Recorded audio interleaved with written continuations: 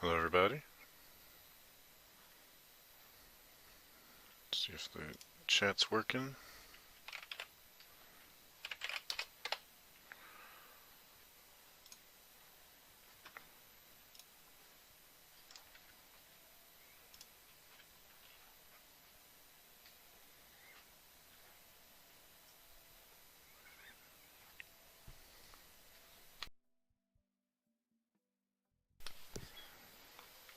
Alright, let's get this going.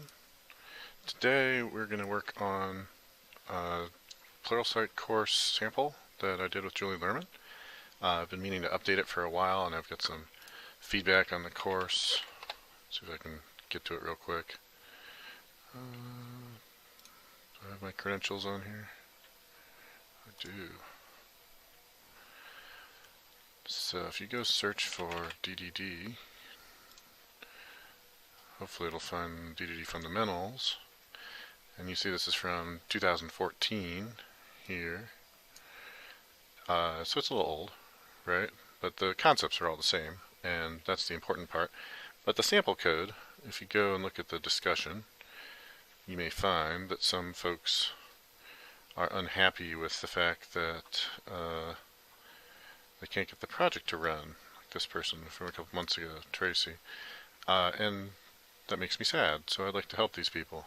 And admittedly, 5 years later, and several versions of .NET later, it's not as easy to get this thing to run as it was when it was first released. So I want to update it.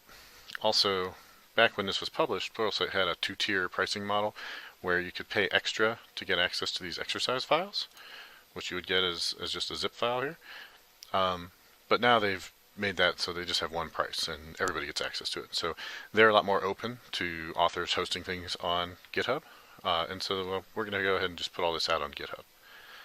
Now, if you want to follow along and see what I'm going to be working on today, you can hop out to this particular GitHub repo.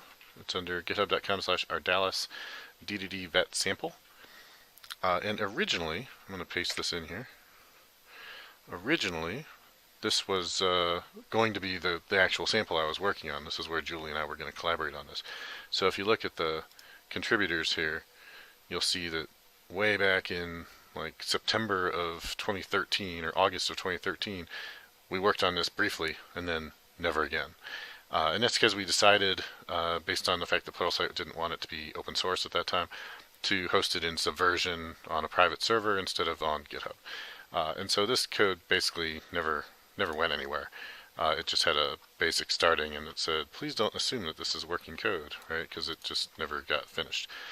So now, 5 years, 6 years later, we're going to fix that and this will turn into the actual thing. Alright, so there's only a few of us signed on yet, but that's alright. Let me go ahead and just show you what the sample does so that you've got some idea of what it is we're going to be working on. So it's running here in this older version of Visual Studio, because that's what it wanted to run, which is 2015, so it's only 4 years old. And that's not super important. Let me close some of this stuff so you can kind of see what's going on here. We'll close all these documents and give you a quick tour of the app. It has a few things in here. Some of which are just placeholders, like this resource scheduling project. There's nothing actually here. There's just a README that says, hey, this is where you would do resource scheduling as a separate subdomain inside of this inside this project for this front desk application. So backing up just a moment, this app is meant to be like the office management app for a vet clinic. And so, you know, the person, the receptionist or the vet tech or whoever it is that's, you know, at the front desk is going to answer the phone and greet folks when they come in with their pet and handle all the stuff that a vet clinic would typically need to do. My wife is a veterinarian. We actually had her in the Pluralsight course, so it made sense to use this as our domain for the DDD course. Now, the main thing that we put the real DDD emphasis on is appointment scheduling, because there's some logic that goes on with that had enough complexity that we could, you know, apply DDD to that problem. But we also wanted to show that there are other things within even the same larger organization or project where you don't necessarily need DDD. For instance, if it's just CRUD, if it's literally just adding and removing records from something, you don't necessarily need to make that part of your DDD model. And so we have appointment scheduling is kind of our DDD structured stuff. But then like client-patient management, if I remember correctly, was pretty much just CRUD data. So we didn't do like the full DDD thing on that. If you do have the zip file for this, or if you clone the Git repo, once I move these files to it, which I'll do in a moment, you'll want to notice that this shared database management tools thing is how you set up the database, right? So one of the things that was somewhat lacking in the zip file, I think, is a better README for how to get the database set up.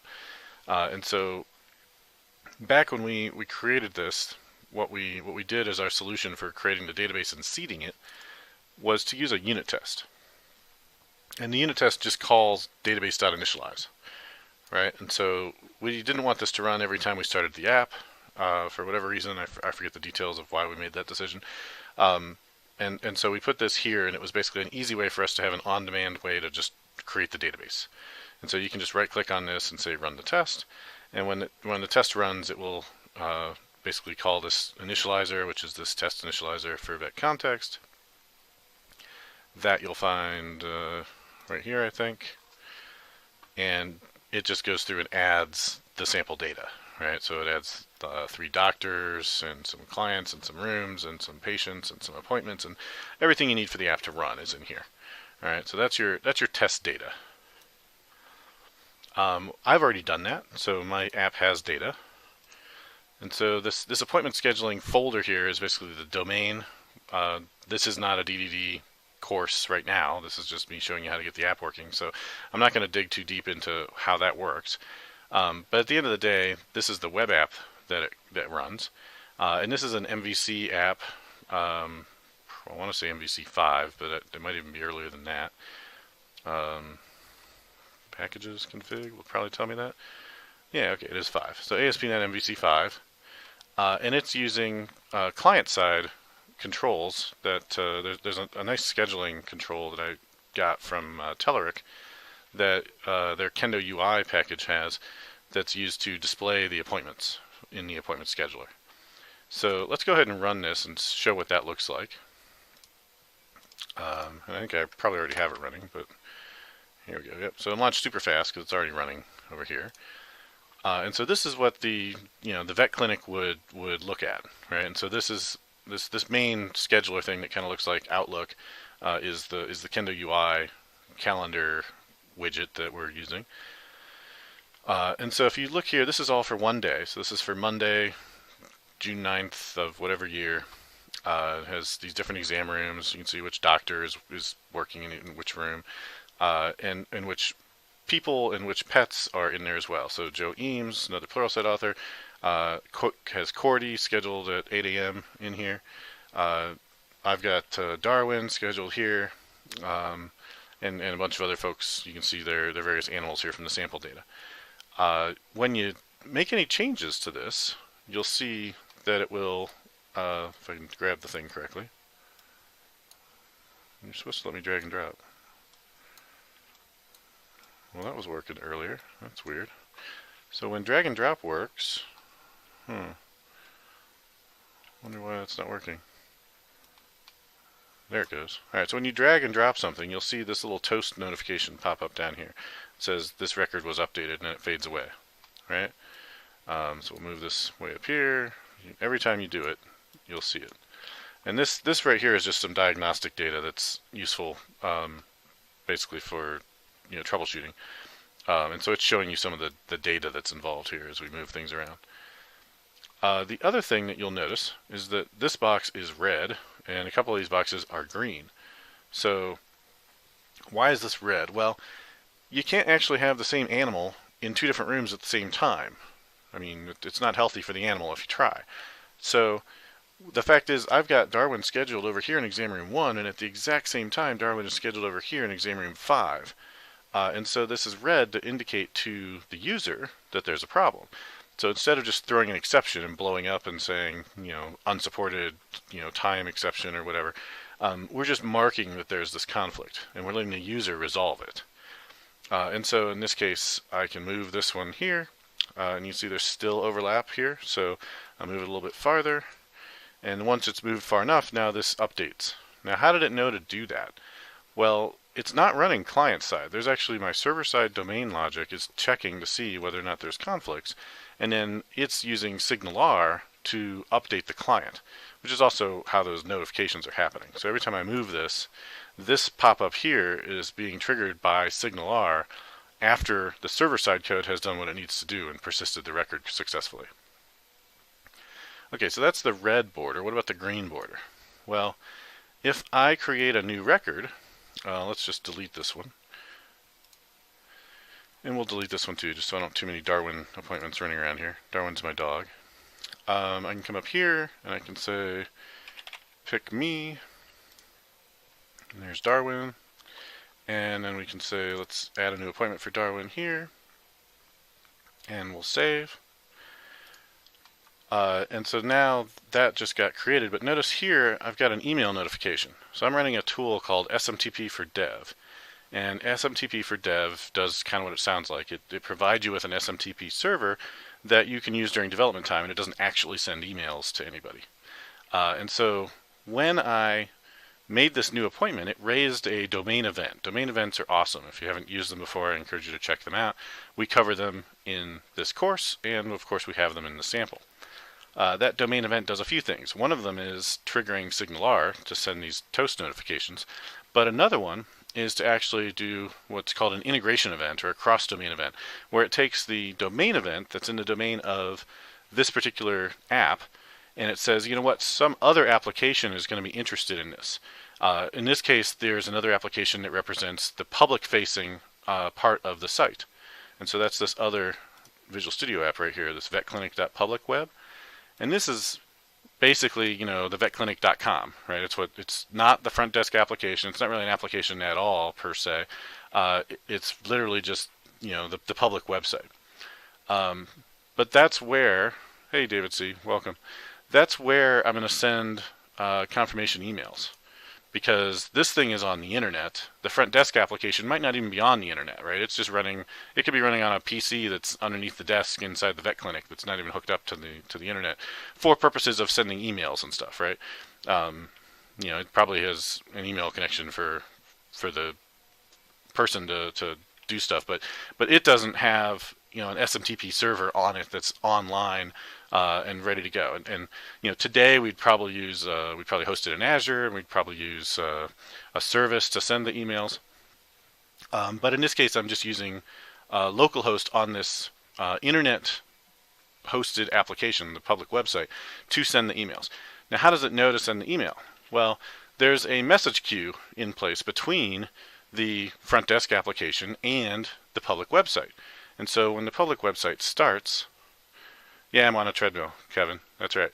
When the public website starts, it does this messaging config bit here, and it starts a new thread that basically starts checking messages from that queue. And then on a timer, it will check to see, is there a message? And if it finds a message that is a, hey, there was a new appointment created, then it will send an email, right? And so the email, the point I want to make is that this email I got didn't come from the front desk application. It came from this vet clinic's public website. Now, the other reason why it's important that there's this vet clinic public website is when we look at the email here from 12:10 p.m., we'll inspect that. This again is SMTP for Dev, and we can look at the source, the headers, the body, right? And it says, Dear Steve Smith, please click the link below to confirm Darwin's appointment for this procedure with this doctor at this date and time, right? And oh, by the way, here's a link. So we've all gotten emails like this. This link I can't click on because I have to copy paste it, but I can copy this link and go out to the public website with it, and that will confirm that I'm going to actually go to this appointment, right? So if I do Control F5 now on the public website, here's my beautiful public-facing web page. We didn't spend a lot of effort on the design for this, as you can tell. But I can take that link, which is going to go to the same 51322 localhost thing, right, with this GUID for that appointment ID. And for extra dramatic effect, let me pull this up So come on, get over there, and you get over there, right? So here's Darwin right here, right? This is a different application running on a different server, ostensibly. This is running on the the Vet Clinic app, and this is running on the public website hosted in Azure or wherever. And someone just clicked the thing they got on the email, probably from their phone because it's 2019. And when they do, this just updated, right? And you can see right here, Darwin, Steve Smith was confirmed. And when I confirm it, it gets a green border around. So if all these people were confirming their appointments, then that would give the vet clinic personnel a little bit of confidence that they're actually going to show up for their appointment, right? So that's the idea. Now, how did that work? Same idea. So on the public-facing website, there is another message queue that basically goes in the opposite direction.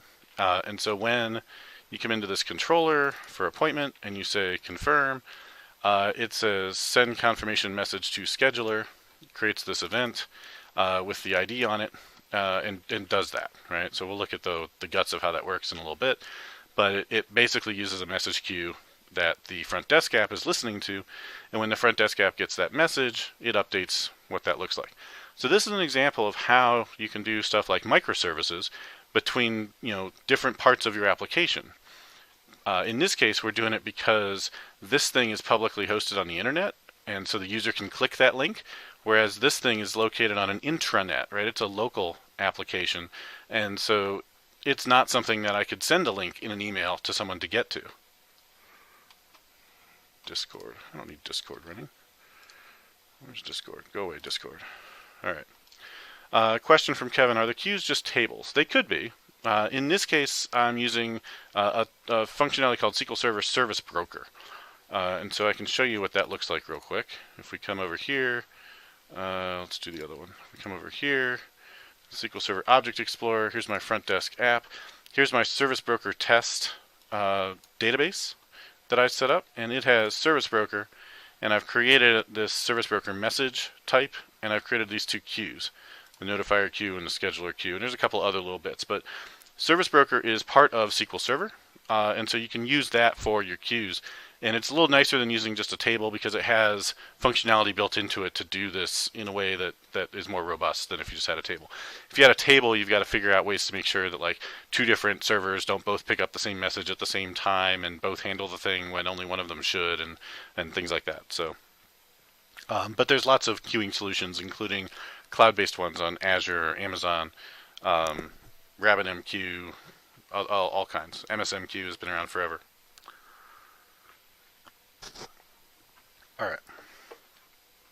So one of the harder things in terms of getting this to work, if you were to download the zip file from Pluralsight and try and get it all working, is getting the Service Broker stuff working, the integration between the front desk web and the vet clinic. So one goal for me as I put this on GitHub is to make that better. And the reason why it's horrible mostly has to do with the fact that I didn't put all the connection strings in one place because of how the code is kind of spread around. So you have to know to change that in a few places, and hopefully either today or in the future, once it's on GitHub, I'll clean that up to make it so that's not an issue anymore. All right, so that's most of the front-facing sample for this. Right, we'll look at the code a little bit as we fix things, but again, my goal here is not so much to focus on going over all the code. We do that more in the course, but rather just to kind of show you what the app does. Hopefully get you a little excited about that's kind of cool to see how this all works, and then maybe you'll grab the code off of GitHub or watch the course or both, and if something's not working, you can file a GitHub issue and I'll try and get it fixed, or I'd love to get some community contributions on this as well. Alright, so the first thing we need to do is put it on GitHub. Alright, so I already have the GitHub repo. That's done. So that would be step one, create GitHub repo. I've got this one here. It's got these vulnerability alerts. I'm going to throw away everything that's currently in here, so that's not going to be a problem, but I'll probably have new vulnerability alerts because the real code is 5 years old too, so it's going to have NuGet packages that need updated and things like that. So I don't even have this thing cloned currently. That code I was just showing you came from the zip file from Pluralsight. So I'm going to grab this URL and come somewhere. Oh yeah, SMTP for dev. Let me show you where you can get that. And I should add this to the README once we get to that. This is available on GitHub, and there's a few different versions of it. You can go to releases here and find, it was just released a day ago. So I'm using an older version. I haven't tried 3.1. If you want to use the exact version that I'm using, you can go like all the way back to version the first release he has, which I don't know if there's an easy way to jump to the end here, but if you could hit next enough times, I don't know, GitHub, you could probably give me a go to the end button, couldn't you? There we go. So this 2010, this is the one that I've been using for quite some time. You can take the binary for this and just throw it in OneDrive or Dropbox or whatever, and then you'll have it anywhere you go. So that's what I've done. So if you look here, this is my Dropbox. I've got a utilities folder with SMTP for dev. Threw it in there in 2012, and it's been working ever since. So it's a handy tool for when you need email stuff. Alright, so that's where you can get SMTP for dev. I'll paste this into the chat as well. Alright, we're done with that. So I grabbed the URL to clone. Let's go do that. So c:\dev in GitHub, create a new PowerShell. That's a handy tool that you can use to create a PowerShell or a command prompt in whatever folder you're in. Just type it into this bar here, right? Just click in there. You can also do it, I think, from up here. There's an open window PowerShell, but that's a lot more clicking. Typing PowerShell takes a little bit of time, but for command, it's definitely faster when you come in here and you just say cmd boom. That's super fast. For PowerShell, it's hit or miss whether or not it's faster. I type fast though. All right, so we're gonna do git clone on on this guy. Copy that again. Go back here. That guy. And now we're going to have our DDD vet sample. And I don't know where I'm working on this from. Let's find out. DDD, okay. So in there, I want all this stuff. So I'm going to just grab, I don't need the subversion folder anymore though. We're switching over to Git. So I'm going to grab all this stuff. Are those subversion folders anywhere else? No. Alright, good. Copy it. And go to GitHub, go to DDD vet sample. Now it just copied all this stuff for me, which I only want to keep the gitignore file, I think. Well, yeah, I think I've got a new README. We'll let it override that. So we'll delete all that. While we're at it, let's go ahead and commit that. Not Git, alright. So git status, there's all that stuff I deleted. We're going to add all that to my change set. Delete old stuff. Boom. And push. Hopefully it works. I always get that HTTP request exception, but it still works. So it's not quite as fatal as Git claims. I don't know what's going on with that, but it seems to work. All right, so git status, we're up to date. Now I'm going to paste in all the other stuff, and this will put us up to par with what's in Pluralsight.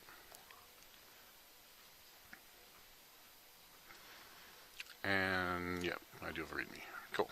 Alright, so now we're going to do another commit, add all the things.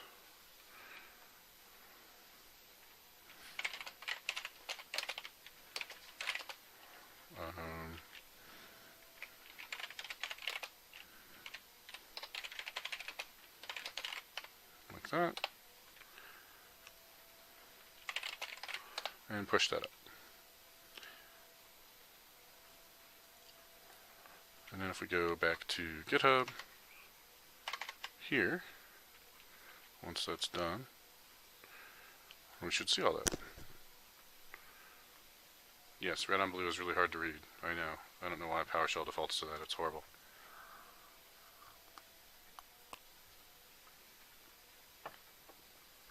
There's probably some way for me to customize that, but I haven't bothered. Alright, that's done. So let's refresh this. And it's telling me right now that I don't have any security alerts, which, oh, and that's the old README, looks like. So we're going to clean this up a little bit. Let's say, oh, Slack, go away. Oh, I see. That's on that machine. So I'm actually remoted into a different machine. I need to just kill all the SMTP and Slack and everything else on here that's going to jump up at me. Alright, so we're going to do DDD fundamentals sample app. Alright, and that could probably be an H1, which goes like that. Alright, and that's still true. In fact, I don't think I need that. I'll just do that. Let's see. This sample is used in the domain-driven design fundamentals course on Pluralsight. And that could be a link. So linkify that like that with Markdown. And look at that, I still have this up.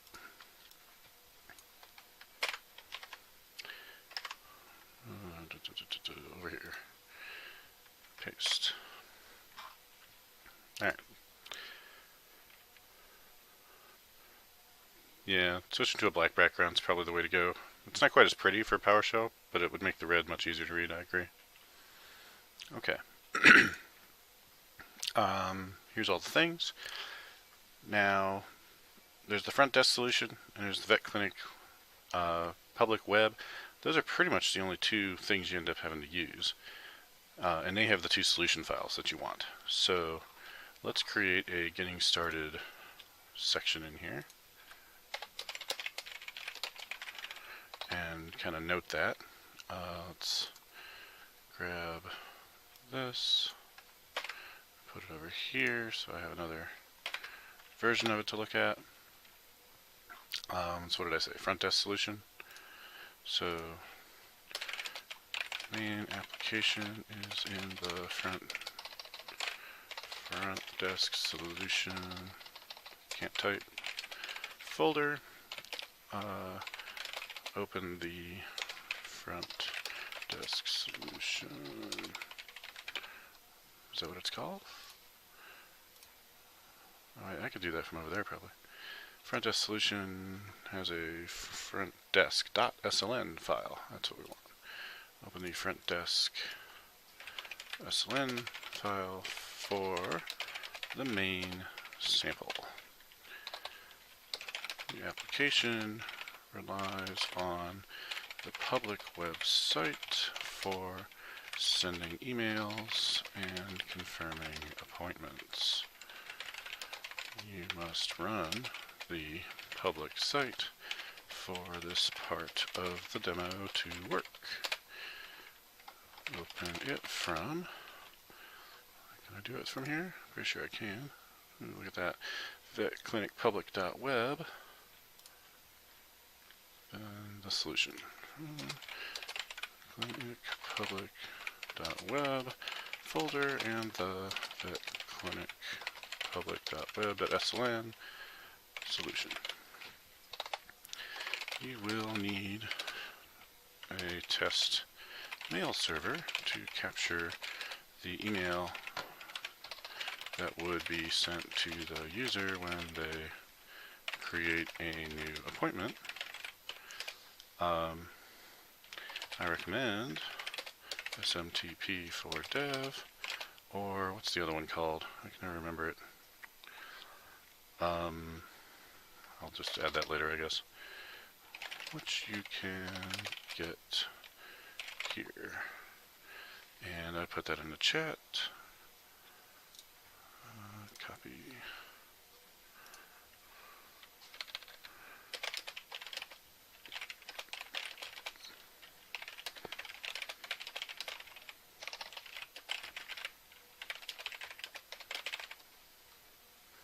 So the old version is this link,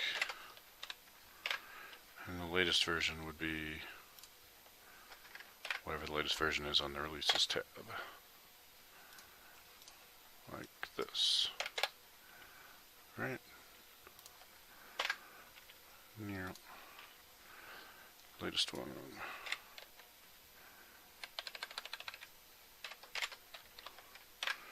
Alright, so what else do you need?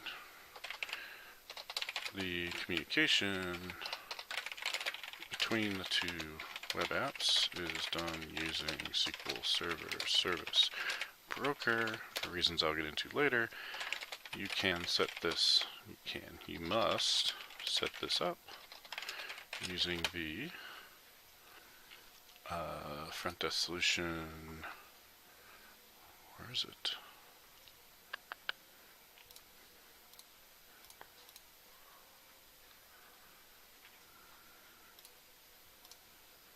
There it is.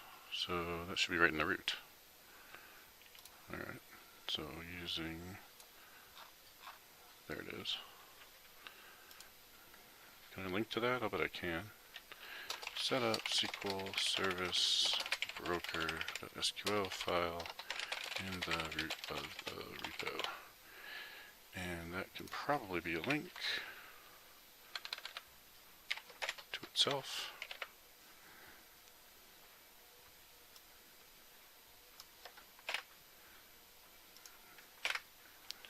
Alright, and I'll show how that works in a minute.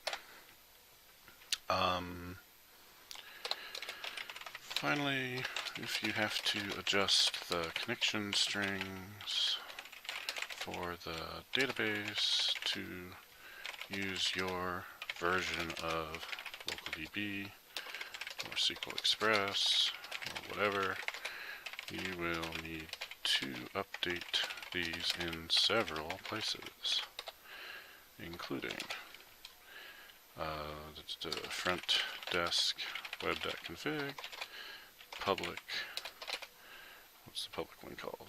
Vet Clinic Public.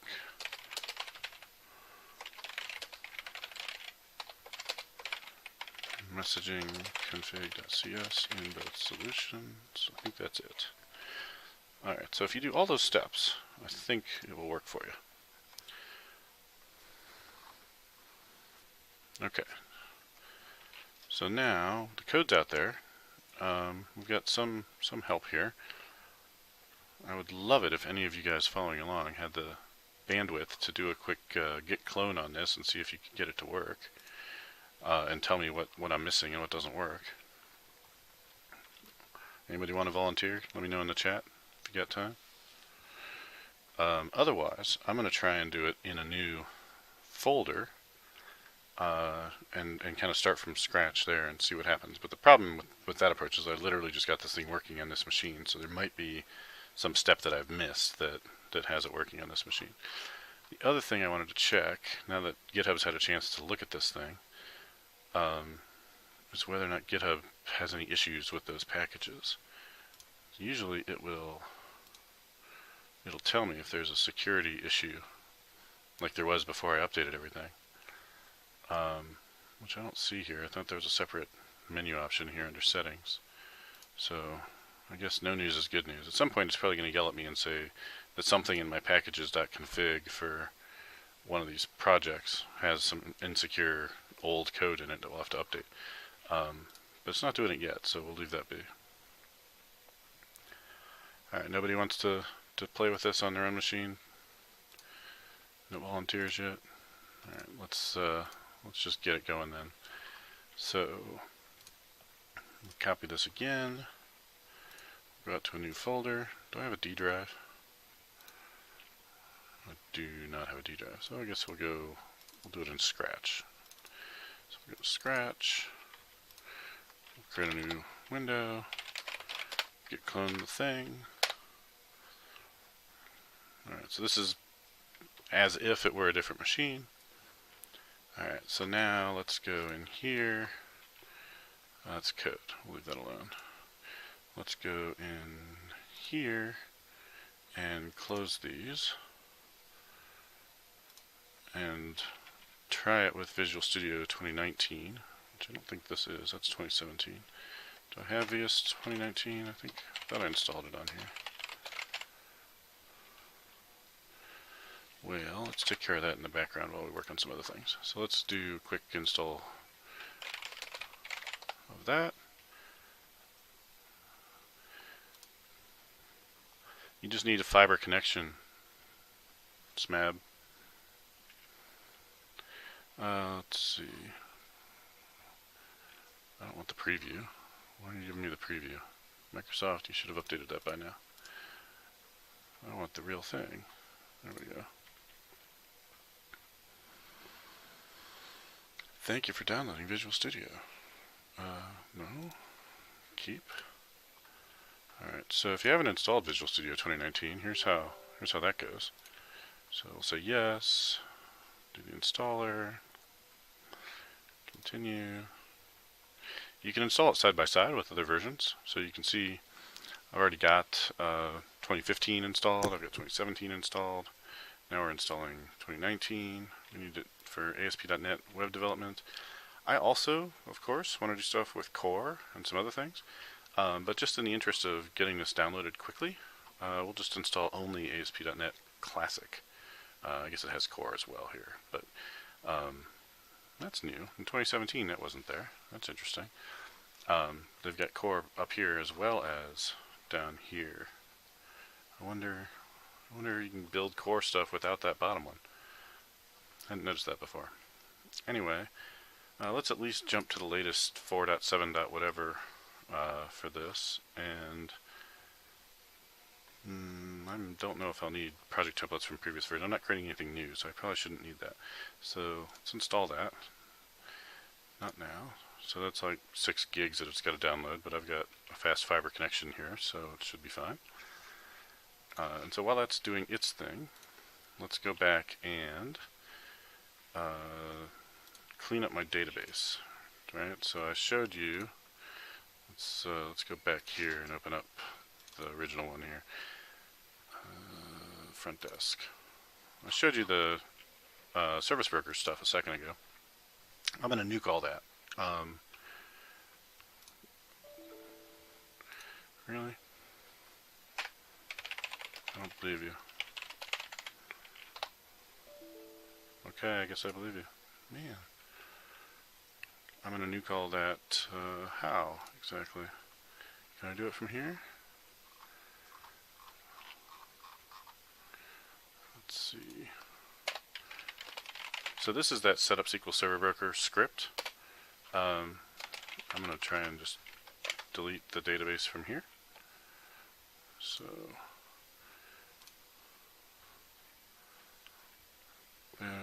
cannot drop because it's currently in use. Interesting. I'm not sure how to tell it with a command line to stop being in use.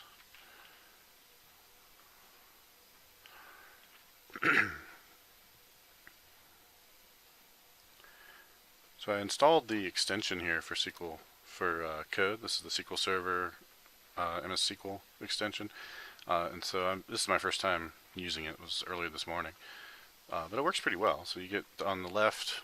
I'm sure I could rearrange this so it's more like I'm used to in SQL with the top and bottom, but for now it's on the left is my SQL, on the right is my results, and down here you can see the different things you're connected to, and from up here if you type SQL you can see all the different commands that are available. Actually no, this is the database selector, sorry. So these are all the databases on my machine. If you want to see the commands, there's a shortcut for it, but I forget what it is, Control-Shift-P. And if you do SQL, here's all the different commands you can do. Execute query, I guess, defaults to Control-Shift-E instead of F5. Alright, so the question is, I wonder if that database thing will let me drop a database. Like this one. And just connected to it. It won't let me do anything with it. Yeah, there's no context menu. So basically I want to get rid of the service broker test and the front desk web thing, and I don't have SQL Server Management Tools on here, so I'm pretty much stuck with Visual Studio unless I want to try and install that. I blocked myself from being able to do it by installing 2019 right here, so apologies for that. but this won't take too long. And I can just keep talking and showing you other stuff. Alright, so we're going to drop this database once we figure out a way to make it stop being in use. Oh, I know what it is. It's probably IIS is still running. And no, IIS is done. So what's listening to it, I wonder? We'll just go to the service and stop it. So I don't really need SQL to be doing anything right now. So let's go find SQL Server. I think it's got its own service broker service, as I recall. Where's SQL Server? Is it Microsoft SQL Server?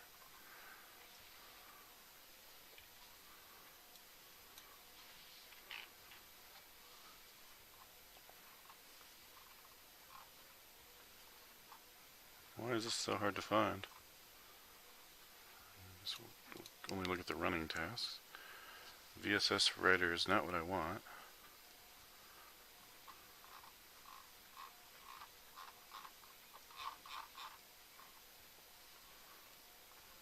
That's weird. I'm not crazy that SQL Server normally shows up here, right?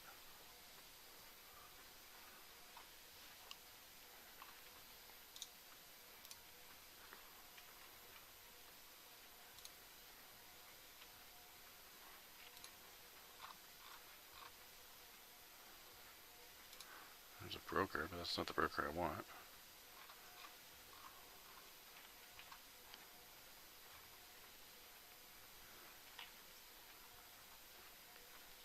Oh, you know what? I'm not running full SQL Server, I'm just running local DB, so maybe that's why it's not showing up as a global service. I think that's probably it. But that being the case, I'm still left with the question, how do I stop this thing? What's in use?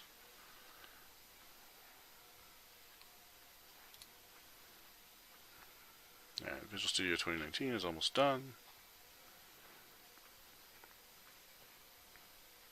There we go. Look how fast that was. Just a small little 7 gig download.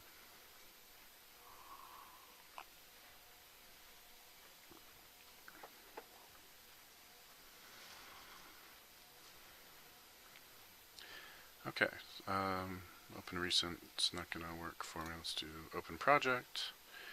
And we're going to go back out to here and open up the one we opened up before. So I'll get to the new GitHub one in a minute, but I'm going to do this old one first.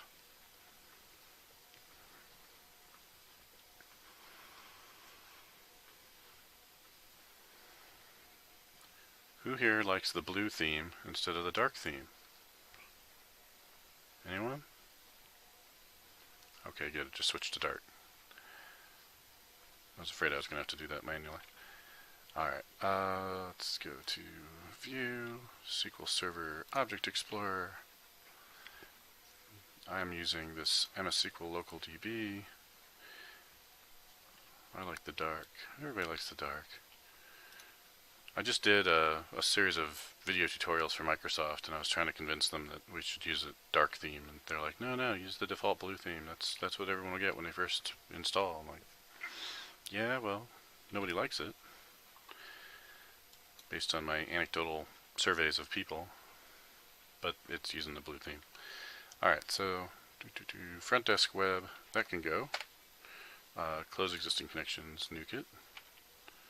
And then service broker test, from here I can say to nuke it, and it will let me close existing connections, and it should kill it. Boom. Okay, so that's really all I wanted to do from here. So the other thing that's cool is this just worked, right? Like, I just opened up this 5-year-old solution that was built in Visual Studio 2012 or something crazy. Because remember, this was written in 2013, 2014, so it came before VS 2015. I don't think I ever updated it from there, so this is like 3 versions back of Visual Studio, and it still just opened no problem. So that's actually pretty cool. Visual Studio didn't used to be all that forgiving, nor did it let you install side by side. So if you wanted to have, if you had an old version of something and it only worked on a previous version of Visual Studio, you needed a virtual machine or something in order to open that thing. Alright, so let's get out of here. Actually, let's just go back to the start page.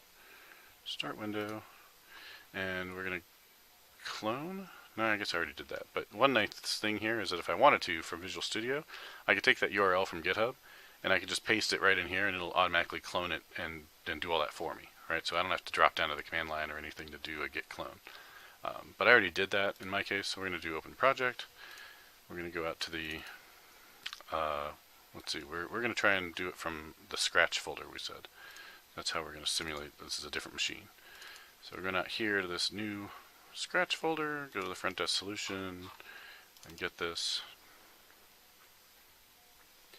And then see if we can make it work as if we were installing it new.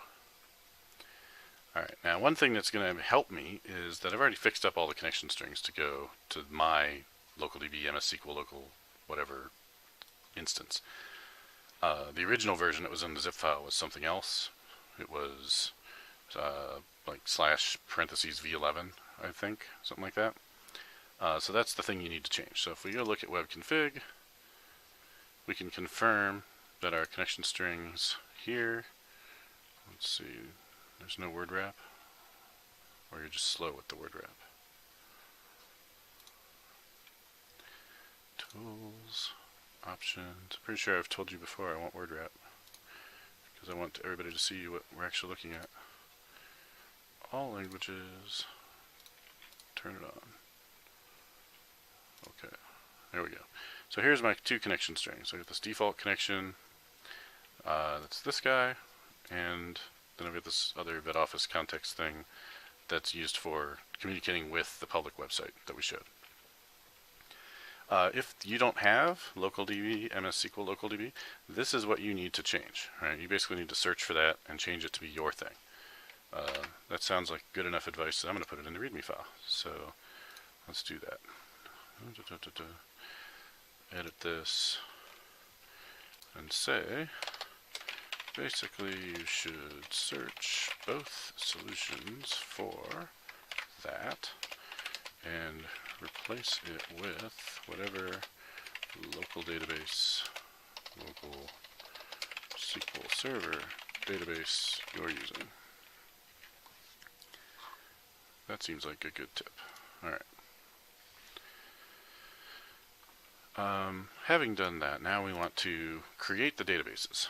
Alright, so there's two databases we need to create. Let's kill this so that we're starting from scratch. Let's go over to here and say under vet office shared database tests. Alright, so there's that app config. This one also needs to be the same. Alright, so that's another place. So in shared database management tools, shared database tests, we need that.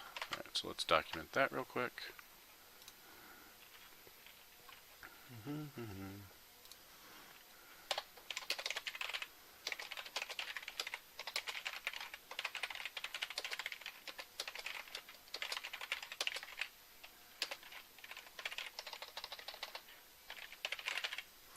Alright, so there's that.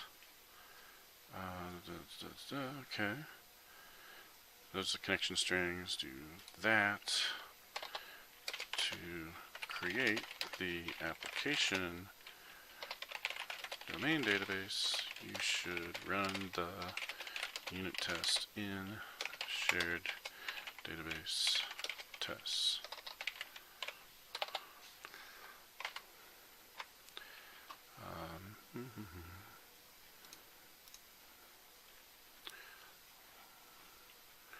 Which is this guy.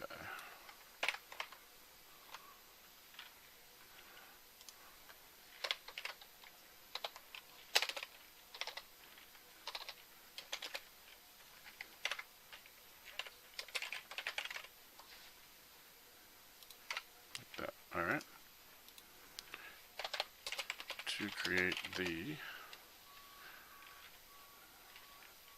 what's it called? Test broker.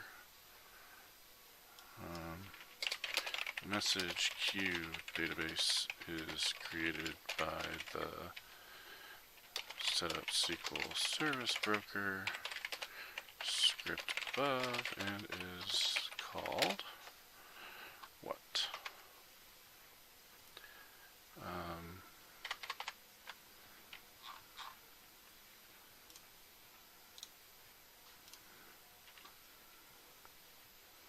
Service broker test.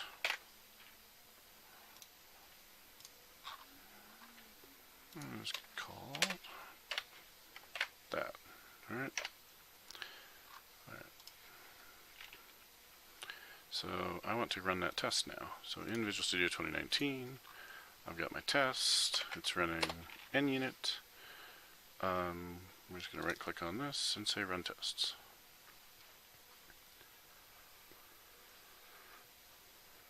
Theoretically, if that works, and trust me, it won't work if my connection string is wrong, it's going to create the database for me.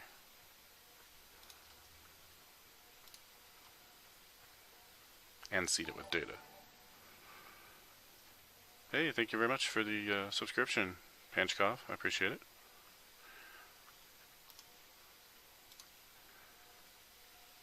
I did tell you to run this test, didn't I?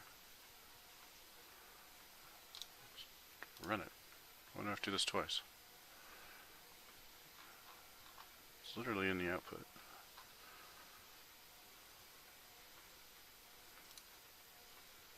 I feel like it's not working. 0 tests were run. No test matches the given filter. What are you talking about? This is a test. It's right there. Alright, that's weird. Maybe I haven't built the solution yet. I think that might be the problem. Like, the Test Explorer found it though, so let's try one more time. The test adapters don't work moving forward to this version of Visual Studio. They worked fine in 2015. Nope, there it goes. Alright, build model worked. Let's verify that it's working. Right, so notice that database is not here, the front desk database, but we're going to refresh and come back in here and look, there it is. And if we look at its data, we'll view the tables here. You can see it's got migration history because this is using migrations. It's got appointments, appointment types, etc. So let's look at the data for, say, doctors. You can see there's Dr. Smith, Dr. Who, Dr. McDreamy. If we look at all the appointments, this is the main data for the system. View the data for that. Look, there's all our appointments. Alright. If it was confirmed, it'll have an entry here for when it was confirmed. Out of the box, most of them are not confirmed. Okay, so that was easy enough, and that worked.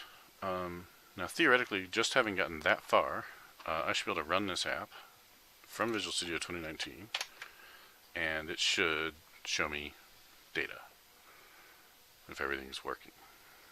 And again, I'm cheating a little bit because I already updated this to talk to my the correct SQL Server instance. If you were doing this yourself and you don't have this particular SQL name, localDB, MS SQL localDB, then you're going to have to make those changes in those few places, like web config here. And you just have to change, usually it's just this part of the URL, or the database name rather, that you have to change. So like even on mine, you can see I've got multiple. I've got localDB, MS SQL localDB, and I've got localDB projects v13, and on some machines I've got 4 or 5 of these because I've installed different versions of localDB. And so you just have to pick the right one here. Alright, but if we look at this, we will see also, though, that there is no test service broker database. So we also need to do that. Let's see if we can do that from here. If I say new query, right, and then come into this and open this with Notepad and copy it and paste it in here. I haven't tried this before, but let's run this from here. Okay, so this says run this to set up the necessary database and service broker stuff. Got it from Pinal Dave's article from 2009 because this is all from a long time ago. We're going to create this database service broker test off of master and then use it and then create these different things. So up to here is how far you need to go to actually create stuff, and then down here is stuff that you can use to test that it's working. So I think that's all I want. I just want to run this script. It says it was successful. So now I can go over here and I can refresh and I can look at this. Databases, Service Broker test is now there. Furthermore, if I come in here and drill into Service Broker, which most developers have probably never even looked at, usually we're just interested in tables and programmability. But Service Broker is there in almost every SQL Server install. And so you can come in here and you can check out, like, what are my message types? What queues are set up, right? And so that's all just done with these commands that you've got right here. You don't have to know a whole lot about how it works. If you just set this up, then everything will work. Okay. And so with that in place, now theoretically, I can go out to my Scratch version of the public website and open that with Visual Studio 2019. So let's see, I don't need this anymore. Let's just create another instance of 2019, because if I double click on that solution folder, it's probably not gonna open it with the right version.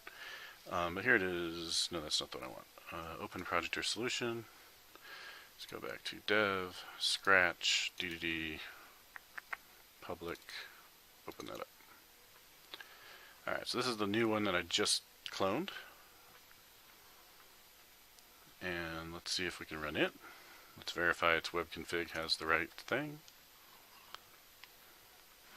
Looks like it does. MS SQL local DB. I'm going to show you where the service broker connection string is in a minute, because we're going to talk about if we can make that any better, because it's a problem.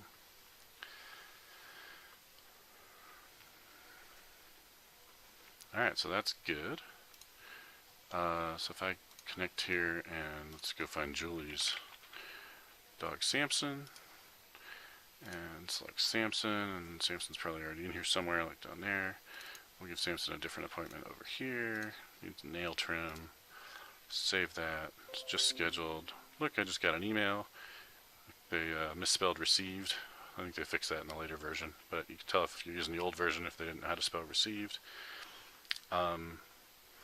It's not confirmed, but I can come in here. Don't want to do that. Let's see, I want to go here. Don't want that either. I want to go... How do I get there? Just show me the... There it is. Alright, so I don't need these other ones. I can delete that one. I can delete that one. At 1256, that's the one I want. I'm going to inspect this. This is for Julie, for the nail trim for Samson and Dr. Smith, right? So come in here, grab that URL. And I'm basically showing you the same demo that you already saw, but I'm verifying that it works on this new instance. Yep. So copy that. And I don't need that anymore. We're going to go to the public site, and we're going to paste it in.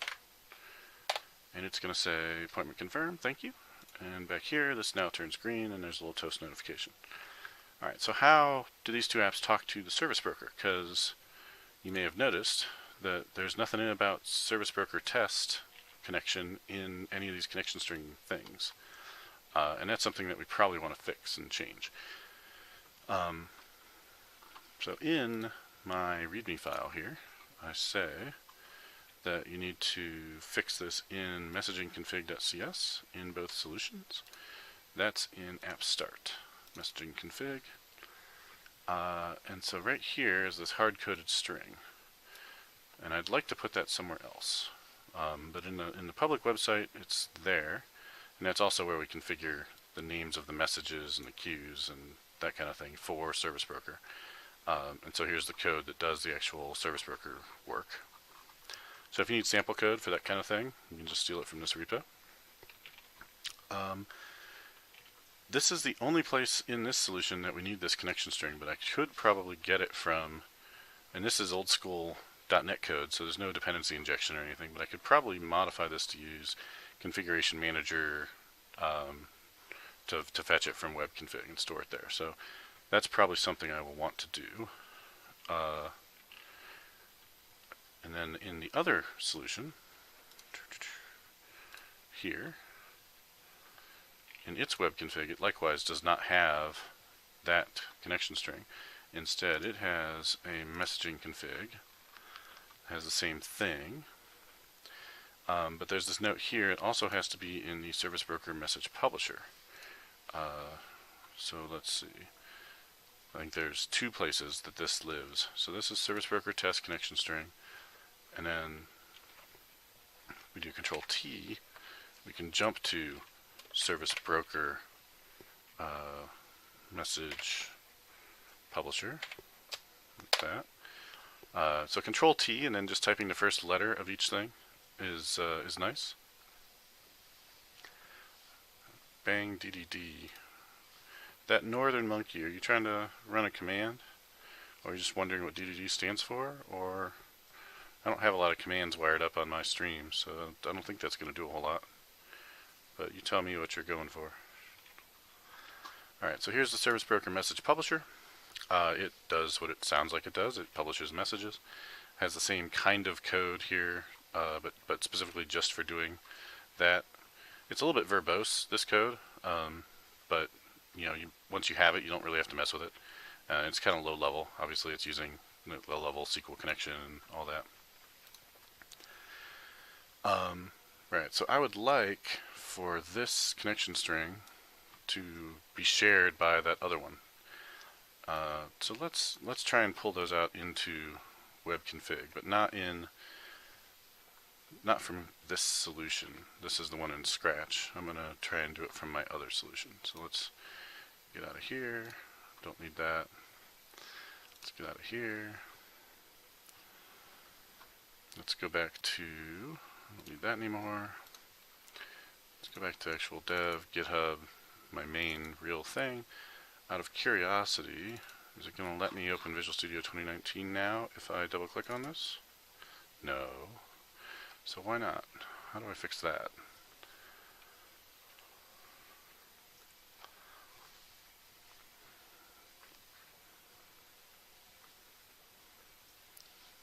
You would think that when I open it with 2019, it would ask me if I want to always open it with 2019. Is it because of this thing, maybe? I'm not sure. I don't even think I can do an open with. No, I can. Alright, do that. So somehow I've got to get that to default to 2019. I'll work on that later.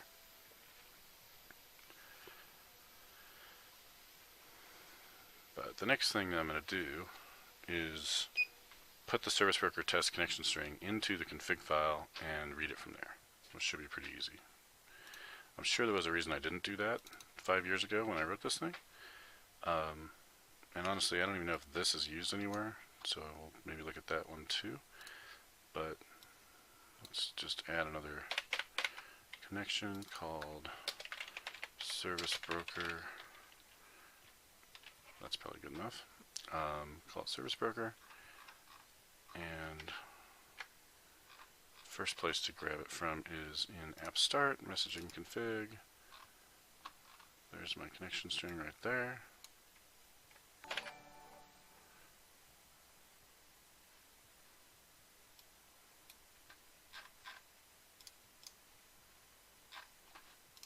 Somebody just did something, but I can't see it in the chat. So thank you to whoever just subscribed or followed. Looks like Lachlan Gordon. Thank you very much. Chat's not updating for some reason. It's weird. Alright, so we're going to take this connection string. We've got to get rid of one of these extra slashes that I had to put in there when it was C# code. We'll throw it into web config in this connection string here. Right, and get rid of one of those. That looks right. And then this over here, we're going to change this out and just say string connection string equals configuration manager dot. And I don't actually have configuration manager namespace, but we'll pull that in. Dot connection strings, and then the name of it, like that, dot connection string. Now you shouldn't do code like this in .NET Core, because this is, you really shouldn't do it in .NET either, but it's what everybody does, so I'm going to go ahead and do it for this, because it's kind of the standard. But this is providing a static dependency on the connection strings section of your web config folder. If you ever want to break this and change it and use, like for a connection string, it's probably fine, because it's unlikely you're going to want to mock that or write some unit test that does it differently. But if you're using Connection Manager for app settings and you want to be able to write like unit tests that show if I set the setting to this, it does one thing. If I set the setting to that, it does something else. That's really tough to do if you're using this static dependency.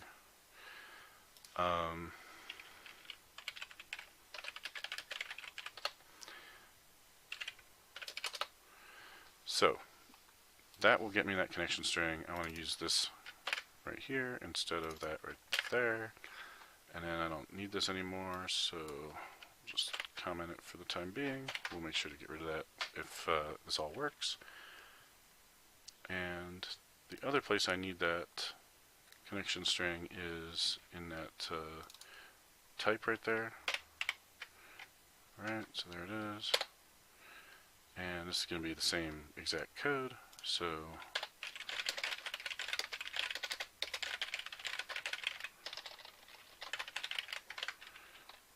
add a reference. And this is an infrastructure project, so that's fine. Okay, so a quick note on that. I don't want to have a reference to configuration in my core project for this. This appointment scheduling core. I want this to have basically as few references as possible. Like I could probably delete most of these, system.data and some of these other things. Because if I don't have any dependencies, hey, thanks Antares 1965 for the follow. If I don't have any dependencies, it means that I will be able to unit test it easily. Right? So one of the easiest ways to make sure that your code remains testable is to insulate it from unnecessary dependencies. And the best way to do that in a Visual Studio solution structure is to put your the bulk of your business logic into a project that doesn't depend on anything else, and everything else depends on it. Typically I call that core, and so this is the core project. It has things like the schedule and the appointments are in here, and they have actual logic in them for doing things that I want to be able to test. And so by keeping them here and not putting them somewhere that could end up having a dependency on the database or the file system or the configuration, it makes it so these are going to be super easy to write unit tests for. Which I do. Somewhere in here there's tests. Maybe. Yeah, right here. Unit tests. There's unit tests for each project. Alright. Alright, so where were we? Configuration manager dot connection strings, open and close, service broker dot connection string, change this to this. Alright. Now the only thing that's used for is communicating to and from the public web page, the public website from the appointment scheduler front desk app. So if I rerun this, if I add an appointment and I get the toast notification and email telling me that those things happen, that functionality happens, the email in particular happens on the public web page. So that's going to tell me that this is still working. So let's go back to, let's go grab Rocky from Brian Lagunas and say Rocky needs an appointment. It's already got one right there. We'll put one over here. Save. And that was scheduled, but where's my email? That's not working.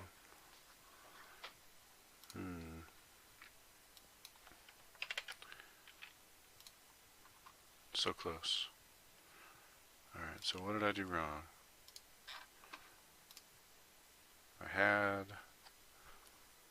This is the one I replaced, and it was Service Broker Test.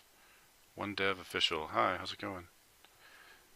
Service Broker, Microsoft sent you here. Do you work for Microsoft? Or did Visual Studio just raid me and I didn't notice it? I should have gotten a notification if that were the case. Thanks.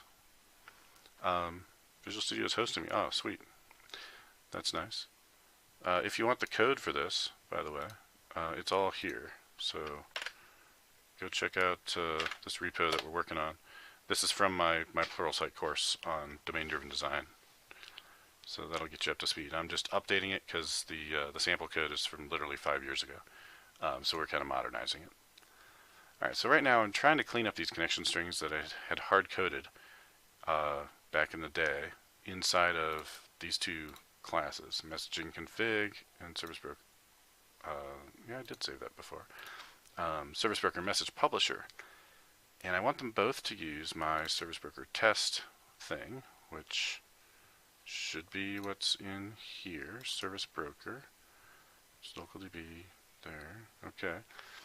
Oh yeah, something else I wanted to show is how do you diagnose this stuff when something goes wrong?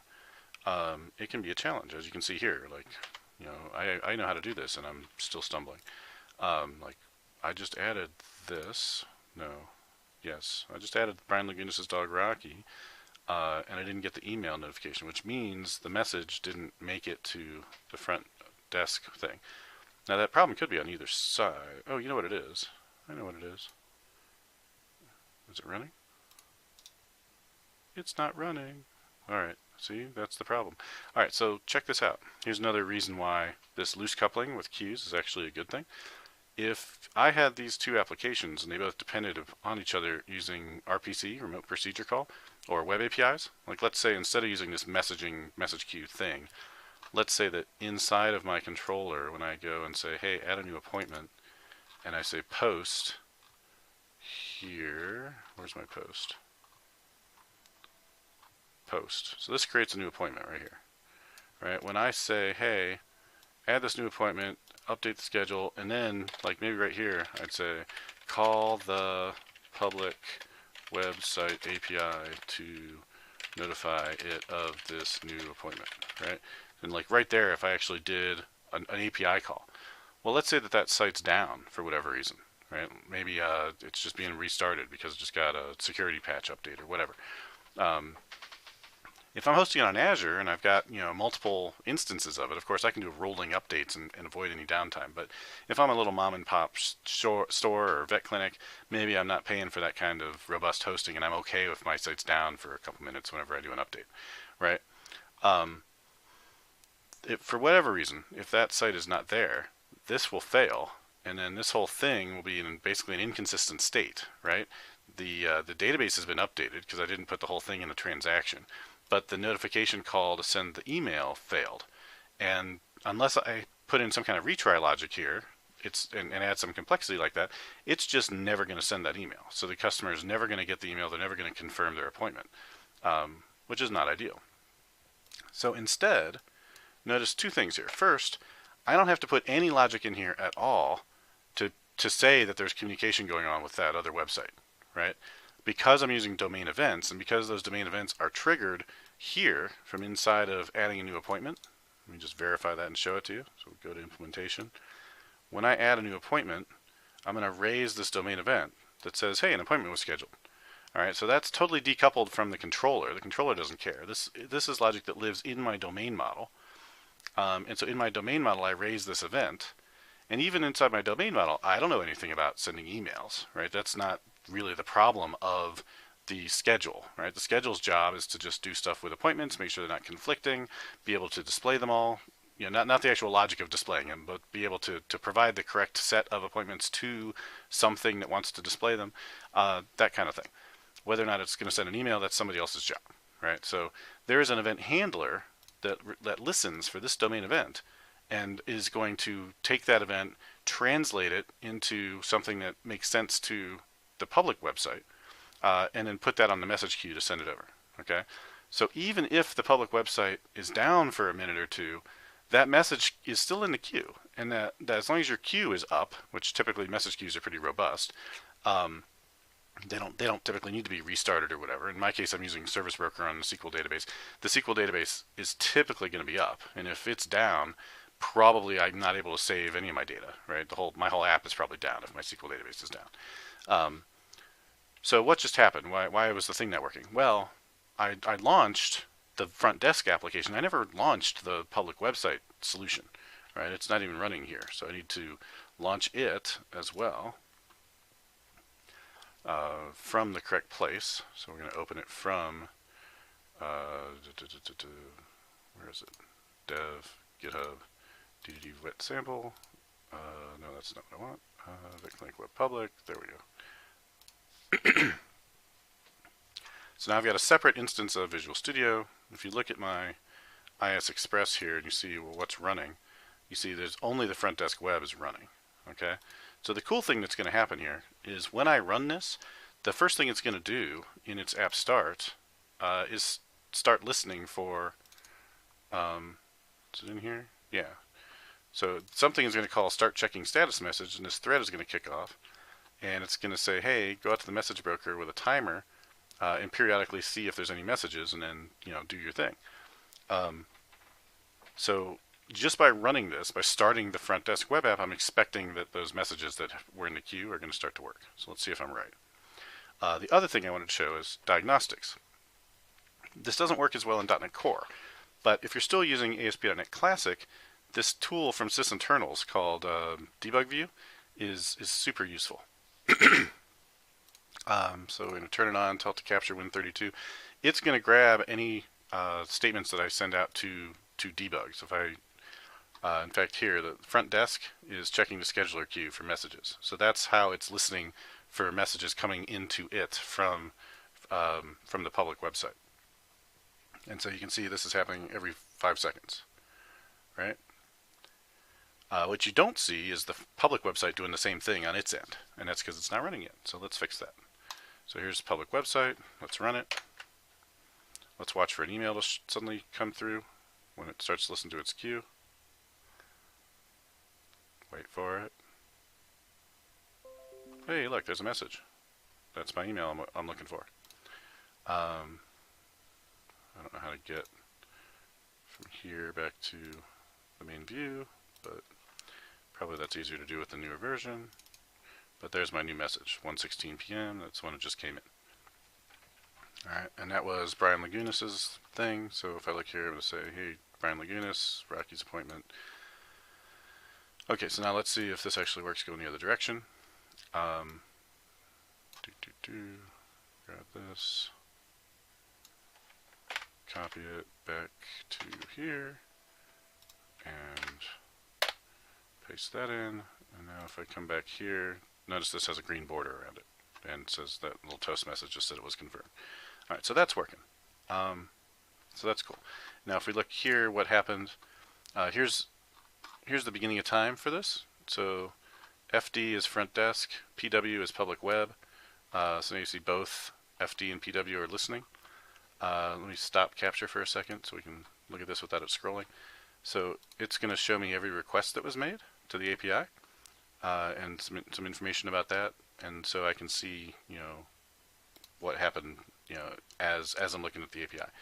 Most importantly, if there's an exception, I'm logging the exceptions out here. So like if they can't talk to the database or there's some entity framework SQL exception, I'll see it here, even if it's not exposed to the website. For a regular, website, or web app, usually you get a yellow screen of death that shows you what the problem is. For a SPA, like a single page application, which is basically what this is, it's not using Angular or anything like that because it was written years before Angular even came out. But there's no indication in this UI that one of the API calls failed. Right? The best I could do is turn on DevTools and watch them from there. So having this trace output is very useful. And so that's a debug view. You can get it from sysinternals. So if you don't know what that is, go here, search for sysinternals suite download. Suite. And it's this Microsoft thing that you can grab. And if you just want debug view, you can just grab it by itself. But there's actually a lot of useful things in the suite. So I'll paste that in the chat as well for anyone that hasn't seen that before. And again, you can take that and you can throw it into your OneDrive or whatever you use, right? So like here's my Dropbox utilities sysinternal suite. This is just in my utilities folder under Dropbox. So on any machine that I'm using, I've got access to all these tools without having to install anything. All right. I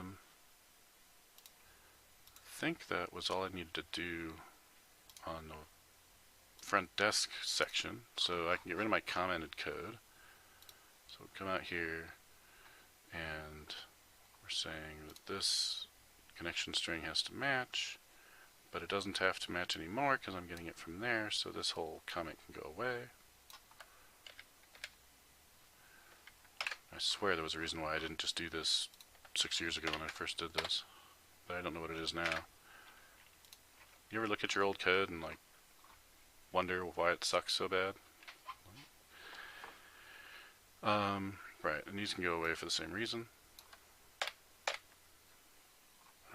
So that's all working. These can go away. And we can rebuild that. Alright, and that's the right one.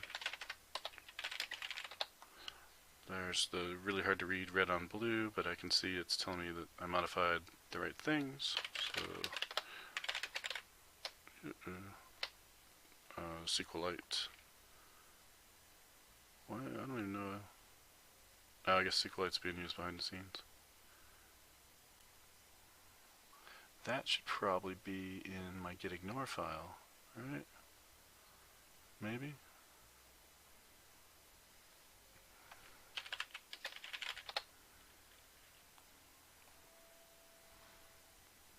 Alright, let's do it from over here.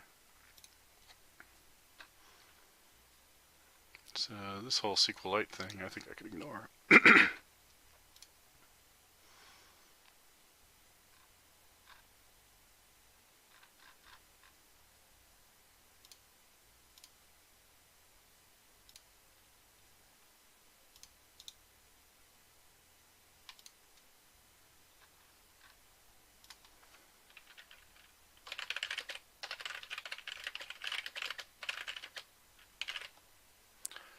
I'll commit that, and then we'll push it up.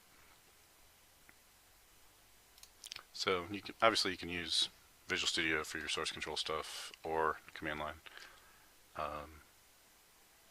except that the command line works. This does not. See the output window for details. Remote contains work that you do not. Oh, yeah, fine. It's because I keep updating the README file. So let me do a pull first. And that's fine.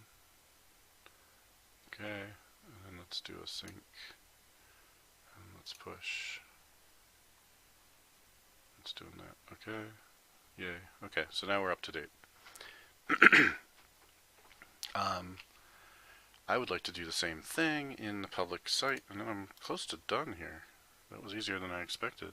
I usually have more issues. Alright, so let's get rid of that. Let's take this and we'll put it down here.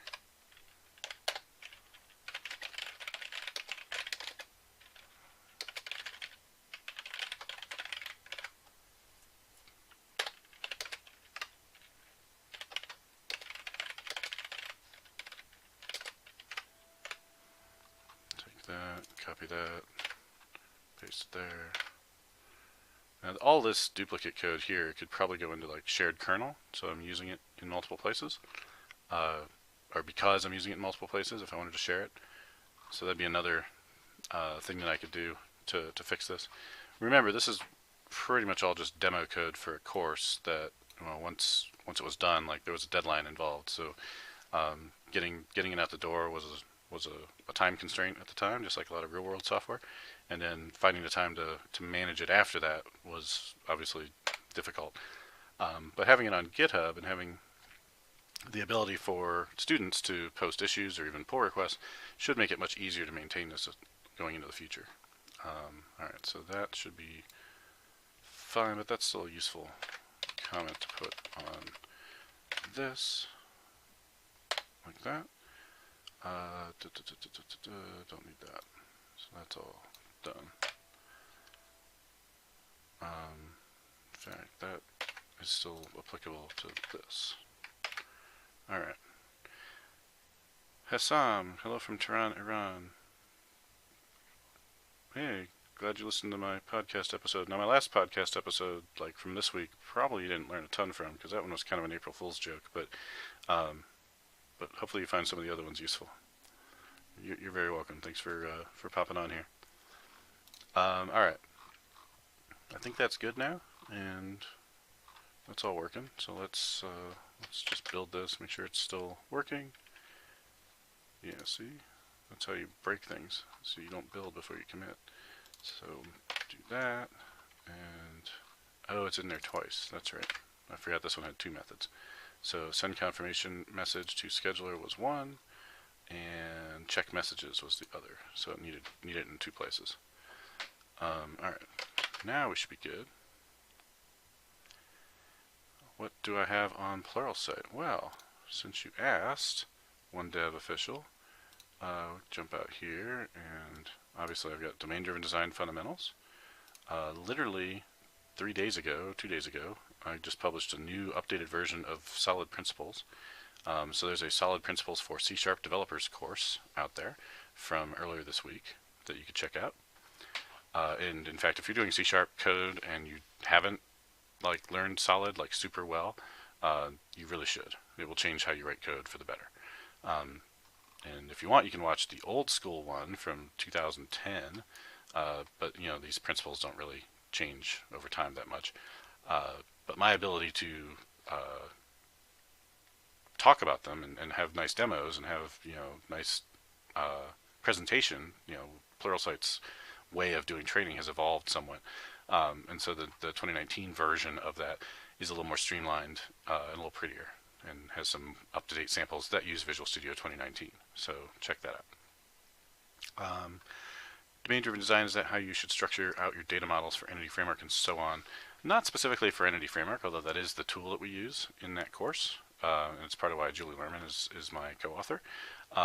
She obviously knows a whole lot about Entity Framework, but it talks about how you should break up your software into smaller pieces, and a bunch of different patterns that you can use, as well as things that aren't directly software related. Like, how do you talk to the customer? How do you integrate the customer into your process of building software?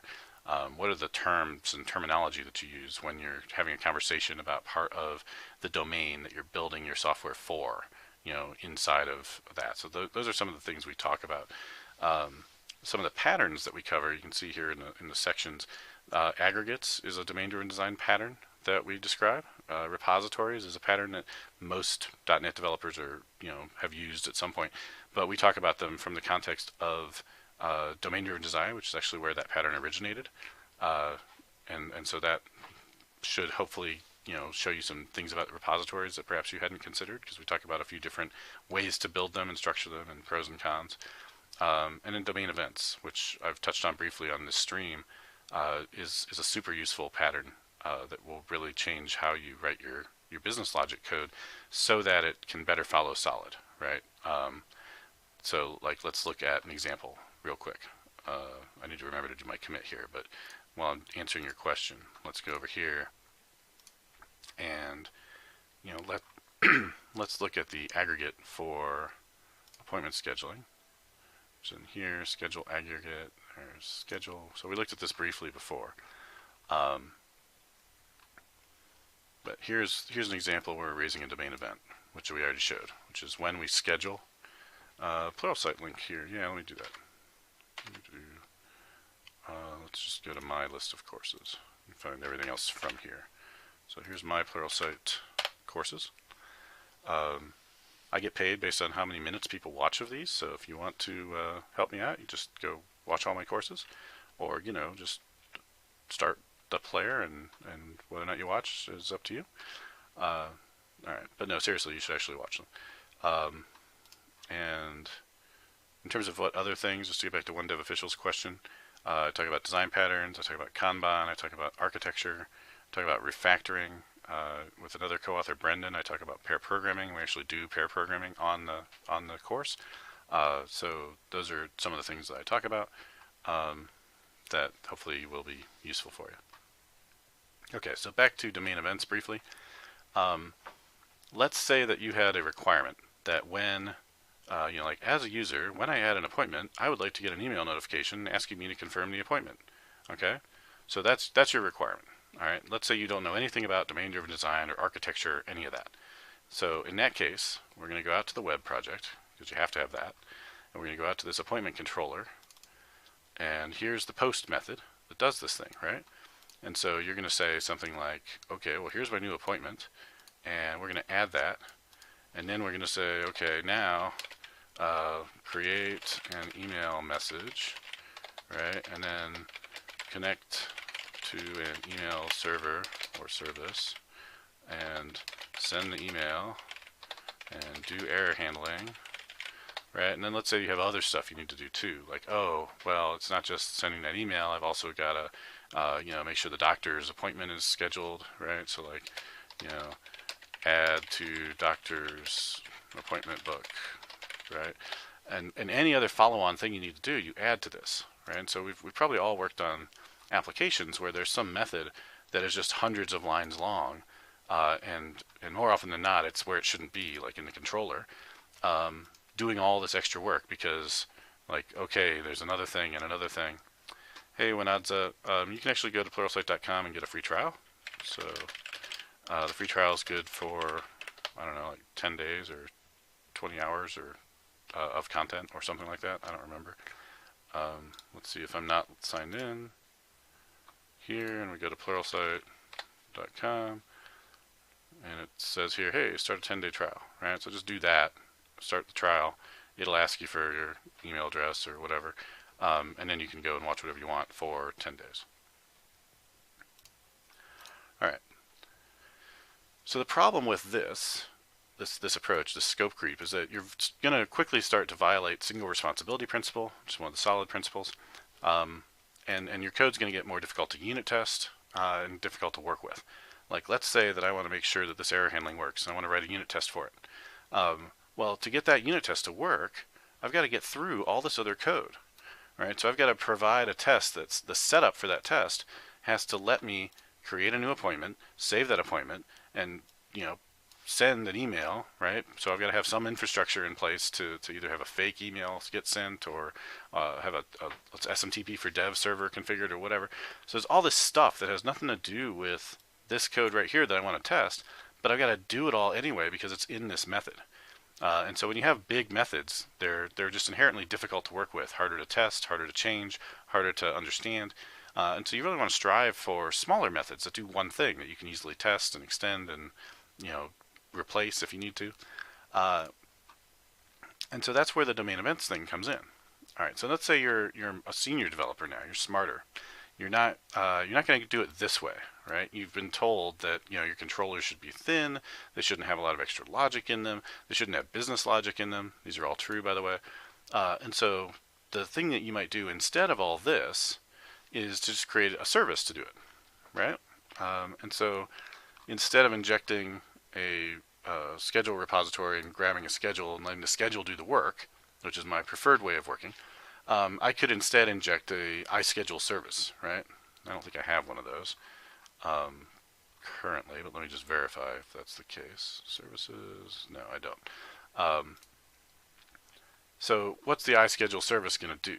Well, it's going to take basically all this logic here and move it into a service, right? And then from here we would just call it, right? So pretend I injected a service.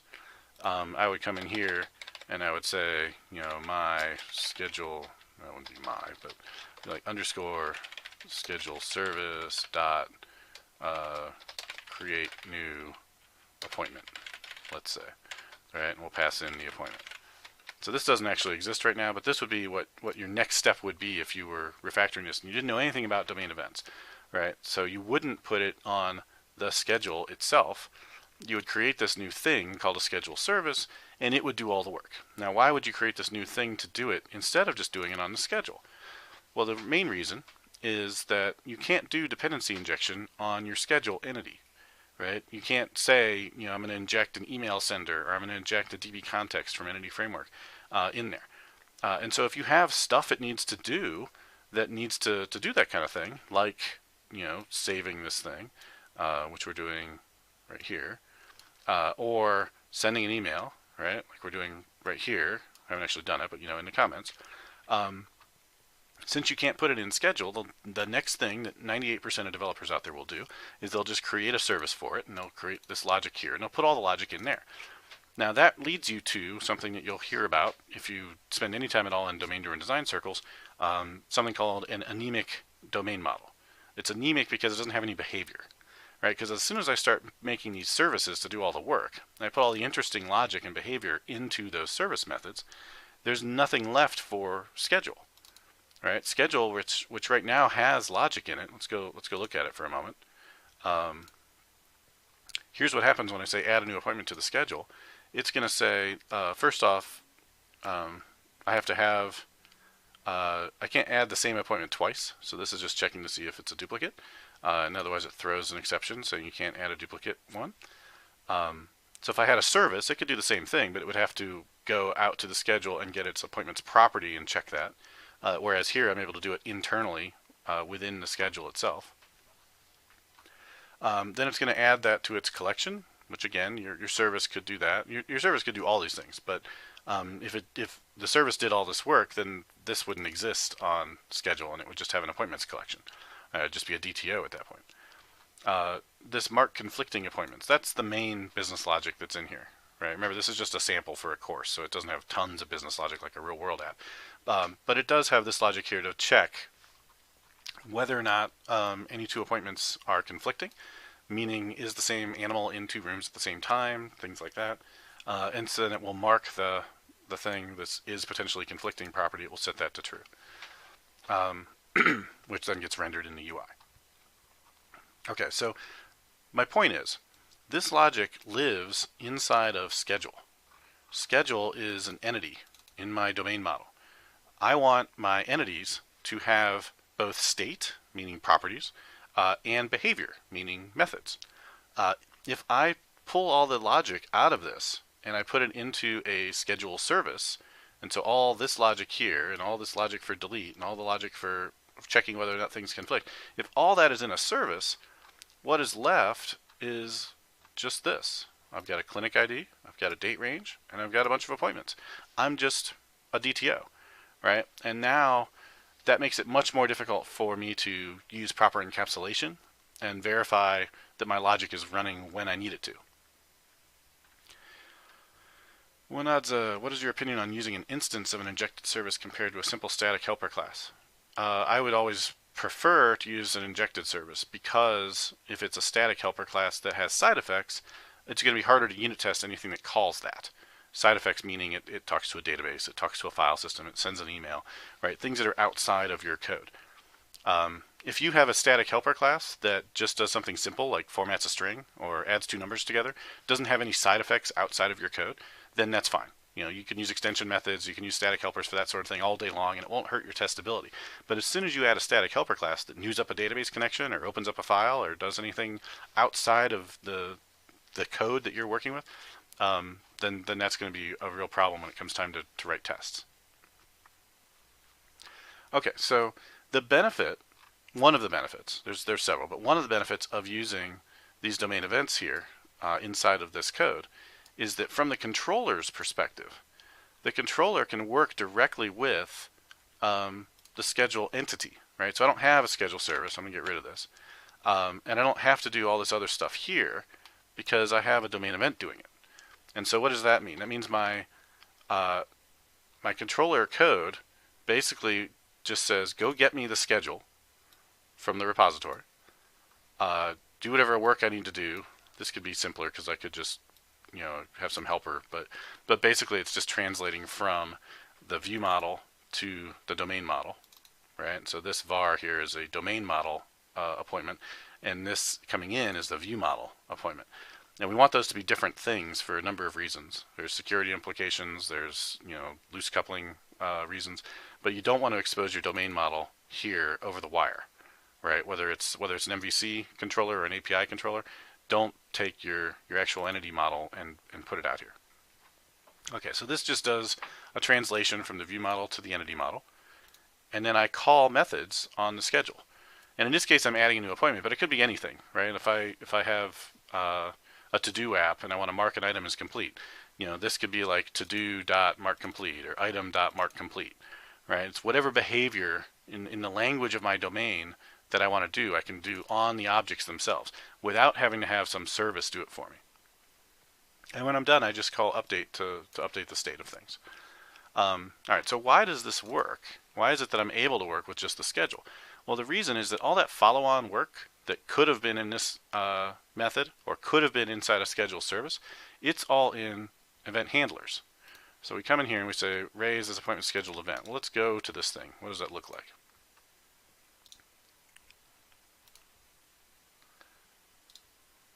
Go there. I'm doing it on the wrong thing. I see. Sorry, I was trying to hit the local instance. I actually want to go to the definition. So appointment scheduled event is an iDomain event. It just takes in the appointment and its ID. It grabs off the appointment. This ID is the event ID. So it creates a new ID for the event. Sets when it occurred. So right now.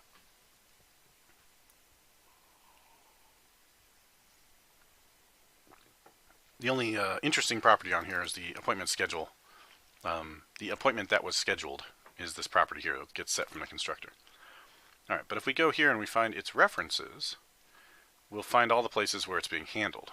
So, can I make that any bigger? I guess I can't.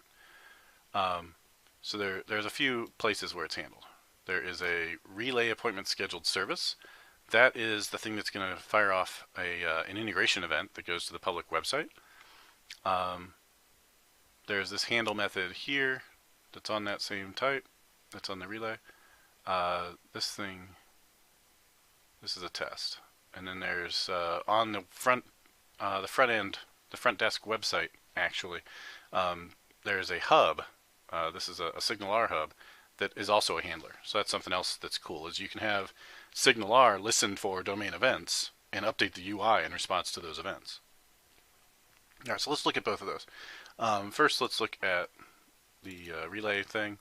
So this is a domain event handler. It implements the iHandle whatever event interface here, which just has a single handle method. And this is the whole class right here. So it's pretty simple. There's some other sample stuff down there, but that was the first slide, so we don't have to worry about that. Clean up the namespace. Okay. So what does this do? Well, it, as a handler, can take in dependencies, unlike the entity itself.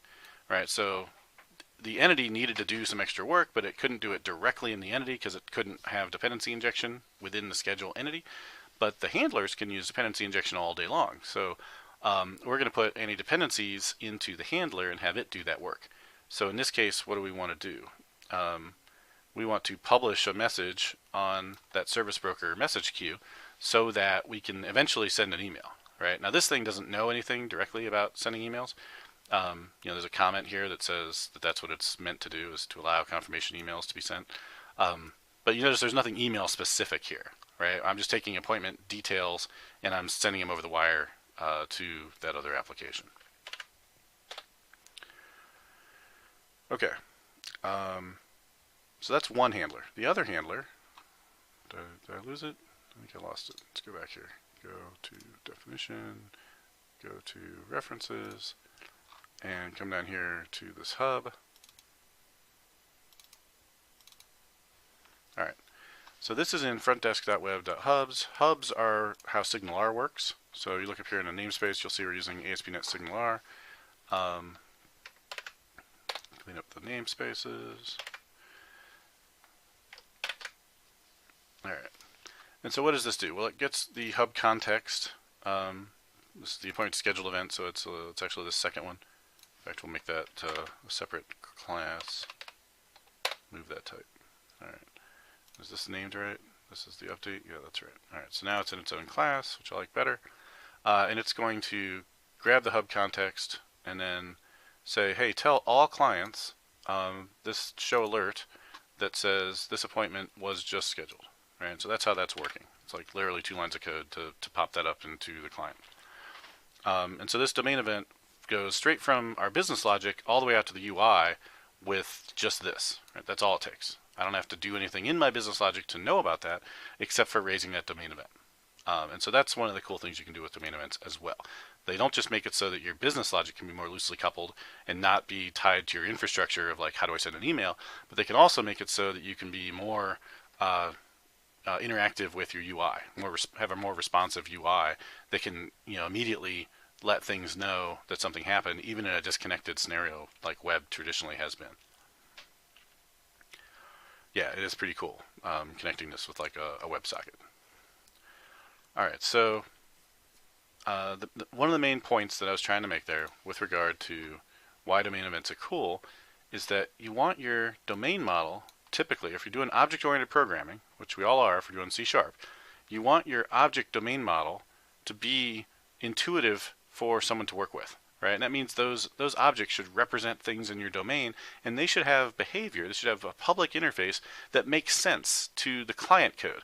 In this case, this post method in this controller is the client code for my domain model, right? And whatever it is that's working with my domain model, that's the client code. And so to me, it doesn't get much more clear than go get the schedule for a particular date, get an appointment, and call add new appointment, and then pass in that appointment, right? Like any new developer that's reading this code for the first time should have very little trouble understanding what that's doing, right? That's like, okay, I've got this thing, I'm going to post an appointment, and it's going to work with my model, and it's going to add this appointment. And then I'm going to save that new model, right? Whatever changes I made to the model, I'm just going to save them, right? And that's it, right? So that makes it much more intuitive to work with. Then if I use the service, right now I've got this conundrum of, well, I need to do something with my model. If it's something simple that doesn't have any dependencies, maybe it's on the model type. Maybe I call schedule dot and look for that method. But if it's not, if it has dependencies, maybe somebody put it on a schedule service. Now I've got to go inject a schedule service and do schedule service dot and look at its methods and see if it's there. Right? Now I've got two places to look. I've got two different ways to do things.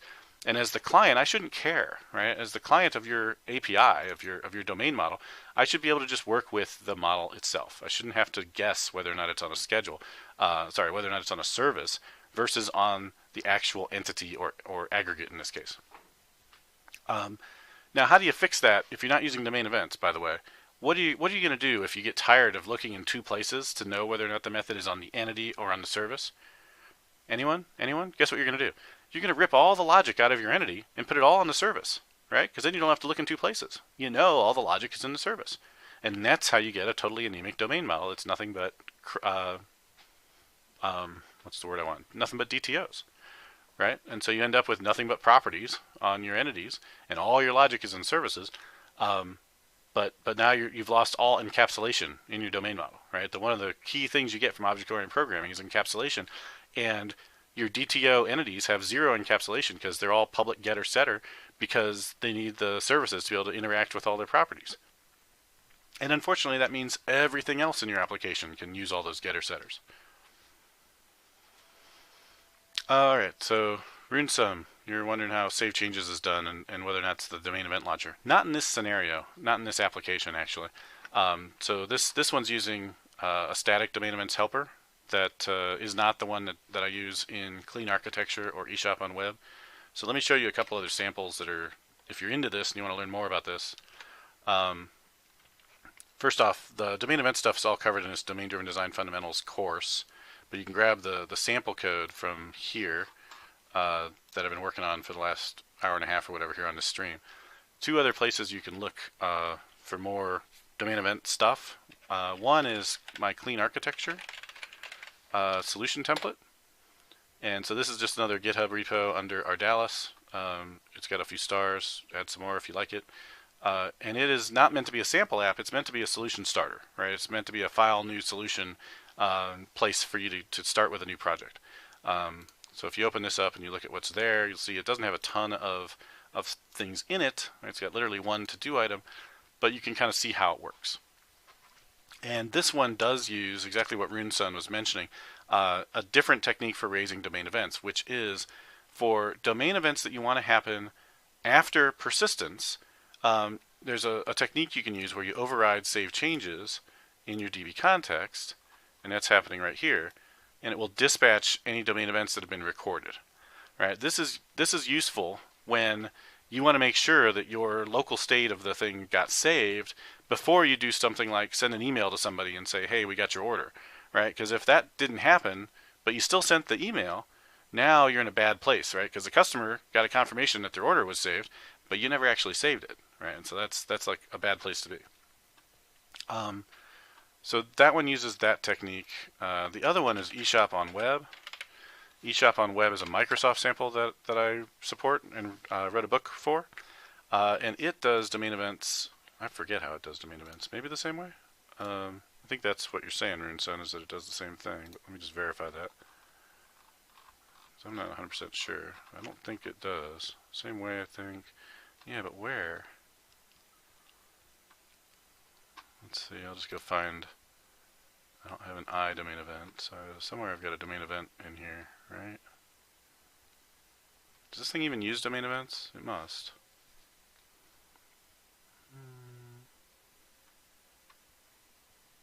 I show this one as an example of specification all the time, but I don't remember it doing a whole lot with domain events.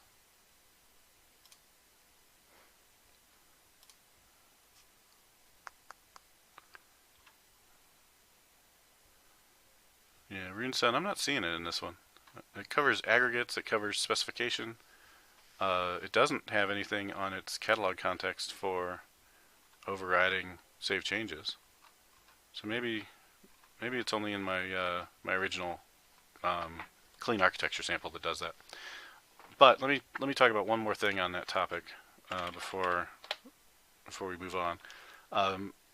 If you are interested in knowing whether or not you want to use domain events that are before persistence or after persistence, I actually talk about that on my podcast last year, episode like 30 something. So domain events, right? So in these two episodes here, like I'll just copy this one to the chat. So sign up for weekly dev tips. The transcript for this is actually all here. So if you just want to read it, you can. If you don't want to listen to it. But I talk about the difference there, and the main difference is whether or not you want the domain event to fire before you save things. And in this vet clinic example, I'm showing a particular kind of domain event that I haven't gotten into yet, but let me cover it in the time I've got left. That needs to be before persistence, right? So there's benefits to both types, and you can actually use both kinds of domain events in the same solution. Okay, so let's talk about those two things for a moment. Let's go back to schedule, right? And we're going to raise this domain event. And what does that domain event do? Well, we just looked. It does two things. It sends a message to a queue that's ultimately going to result in an email, and it updates the UI to say, hey, this thing just happened. In this case, the order of events is that this happens immediately when I call add new appointment. And so if I look at appointments controller, notice that I call add new appointment here, and then I save it here. So what's going to happen if this fails, right? The update fails, the database was down for a moment, I don't do any retry logic. In that case, I'm going to get in that state that I talked about. And so it would be nice if the thing that was an integration event, the cross-domain event that's going to the message queue, it'd be nice if that were happening using the technique that I just showed, where the DB context fires it after save changes. But there's other logic that I want to have happen immediately before that, and I'll show you what that looks like. All right, so let's go back and look at schedule. One thing I haven't talked about with my domain events implementation here is this line right here. So the cool thing about the schedule aggregate, and I haven't talked about aggregates yet either, it's covered in the course, but schedule is an aggregate in this case, and it's an aggregate of a collection of appointments. And so as the aggregate, it's responsible for ensuring that the state of the entire aggregate is in a good place, and performing operations that need to happen on multiple different things within that aggregate. A good example I use all the time for an aggregate would be like a purchase order, where maybe the purchase order has a limit of, let's say, $10,000, and then there's a bunch of individual purchase order items that each have a value associated with them. And the purchase order aggregate is the thing that's responsible for making sure that the sum of all the items doesn't exceed the total, the limit, the budget for the purchase order. All right? Okay, so in this case, this is registering to listen for changes, specifically this appointment updated event, that occur for the appointments that are under it. Okay? So if you don't do it like this, there's a few other ways you can do it. You can do like a double dispatch pattern, or you can make it so that all the logic that happens for the aggregate happens in this class, which I don't like. But the nice thing about this is that I can say, hey, anytime one of my children changes, I want to know about it so I can do something about it. So this is wiring up this handle method on the aggregate to listen for these appointment updated events. And I'll show you where those get raised in just a moment. So what does it do? Well, it really just does this one line, which says mark conflicting appointments. And so it's going to do this check. Anytime an appointment under it changes, it's going to go through and verify whether or not there's any conflicts. So it can mark them as possibly conflicting. Okay, so what raises appointment updated events? Well, that's on appointment. And appointment has these separate methods for things like update room, update time. And so if you make a change to an appointment, it will raise an appointment updated event, which will in turn trigger the schedule to revalidate whether or not these things are conflicting. And so that's how that works. So that's a cool way to make it so that I can make changes here to an appointment, and the appointment can do any internal logic it wants to do, right? So it has proper encapsulation. I could have done this same logic in schedule, right? Because schedule needs to know about it, and it needs to, run its invariant checks and all that. So a logical approach, if I weren't using domain events, would be do all this work in schedule. Another option would have been to pass the schedule as an instance into this, right? And then it could have called a method on schedule. But that would require that it be a publicly exposed method on schedule so that the appointment could call it, or at least internal, right? But here I'm able to say that the handle method's public, that's fine. But this remains a private method that's not exposed. So it's internally encapsulated to the schedule. When it's exactly this. The raise and register are just how this is how you listen for an event, and then raise is how you actually fire off or dispatch the event. So 20-minute view here, can I conclude using domain events in our models will somehow promote encapsulation compared to just plain DTOs on our models? Yes, that is correct. That is what we're going for. It gives you better encapsulation, better decoupling. It's not all bonus, it's not all roses. What doesn't it do? It makes it a little more opaque what's happening, right? So if you're a new developer on this team, you just came in and looked at this code and you see this, and you want to know what does it do? Well, all you can say is that it saves a new appointment, right? And then you could come in here and say, well, what does this do? Okay, let's go to implementation. And you say, okay, well, it does some error checking. It adds the appointment to my collection. It checks if they conflict. And then it raises an event. I don't really know what that is because I've never heard of that before. And then it's done. So, okay. So, but now how do I figure out what does this do? Okay, well, now I've got to go find this thing, go to its definition, then go over here, find all of its references, figure out where it's getting called, realize that, okay, there's this handler here and that handler there and these other ones here. Like, it's got 8 references, but I only care about 2 of them because some of them are tests, right? And so tracking down where the behavior lives becomes a little bit more of a challenge if you're not familiar with it.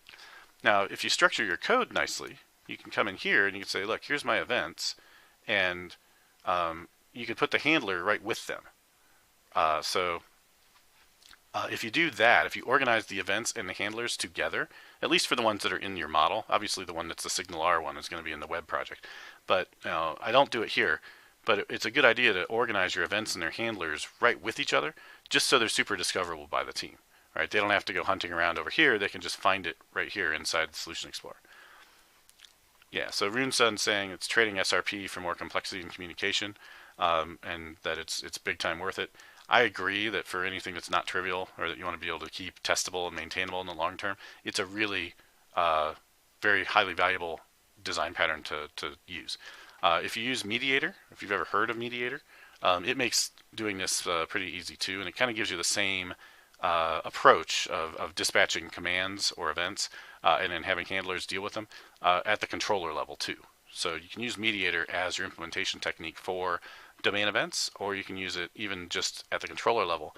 You can make it so every single one of these action methods is literally one line that just says like mediator.raise or whatever the command is. I don't remember it off the top of my head, to send a command to a handler. If you've never heard of Mediator, let me just give you a link to that before we wrap up here, so we're almost out of time. Jimmy Bogard has a lot of good stuff, including Mediator, and you'll find this on the GitHub repo here. And it's pretty actively developed, and it's got a lot of usage. In fact, the next version of this eShop on Web sample that I have out here for Microsoft has this associated book. I'm going to push to re-architect this to use Mediator, at least as an example, so you can see how it works. in the next version of this when I update it, which will probably be for .NET 3. And so what does that mean? Well, right now it already shows you how to do Razor pages side by side with actual controllers for other things. So what I would do is I would show like an implementation using Mediator with maybe with Razor pages, and then definitely with like an API controller. So you could see either one. Yeah, Jimmy Bogart's got as a sample that uses Mediator with his Contoso University. That's correct. It's probably linked to from here somewhere. Maybe. I don't know where he links to it, but yeah, I know he's got it probably just on his GitHub. He really ought to link to it from Mediator if he wants people to find it. But this Contoso University, or better yet, this Contoso University Core, if you're doing stuff with .NET Core, would be the place to look for samples from him. All right. Anybody have any questions? I got through what I wanted to get through today, so that was cool. This will be up on YouTube, so you can link to it later if you want. I think I've given you all the links you need to get to things. So, all right, quick, not quick question. Go for it, Rinson. I'll give you a 30-second answer. Meanwhile, I'm going to look for who I can send you to.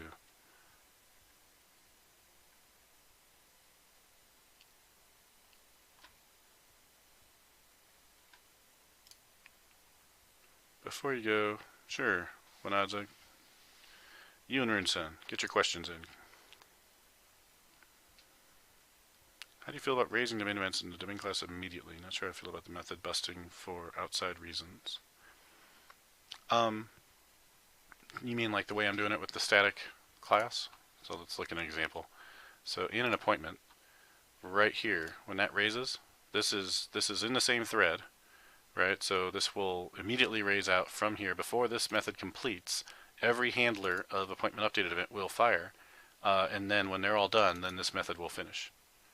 And so this is great if you have logic that would have otherwise gone right here, right?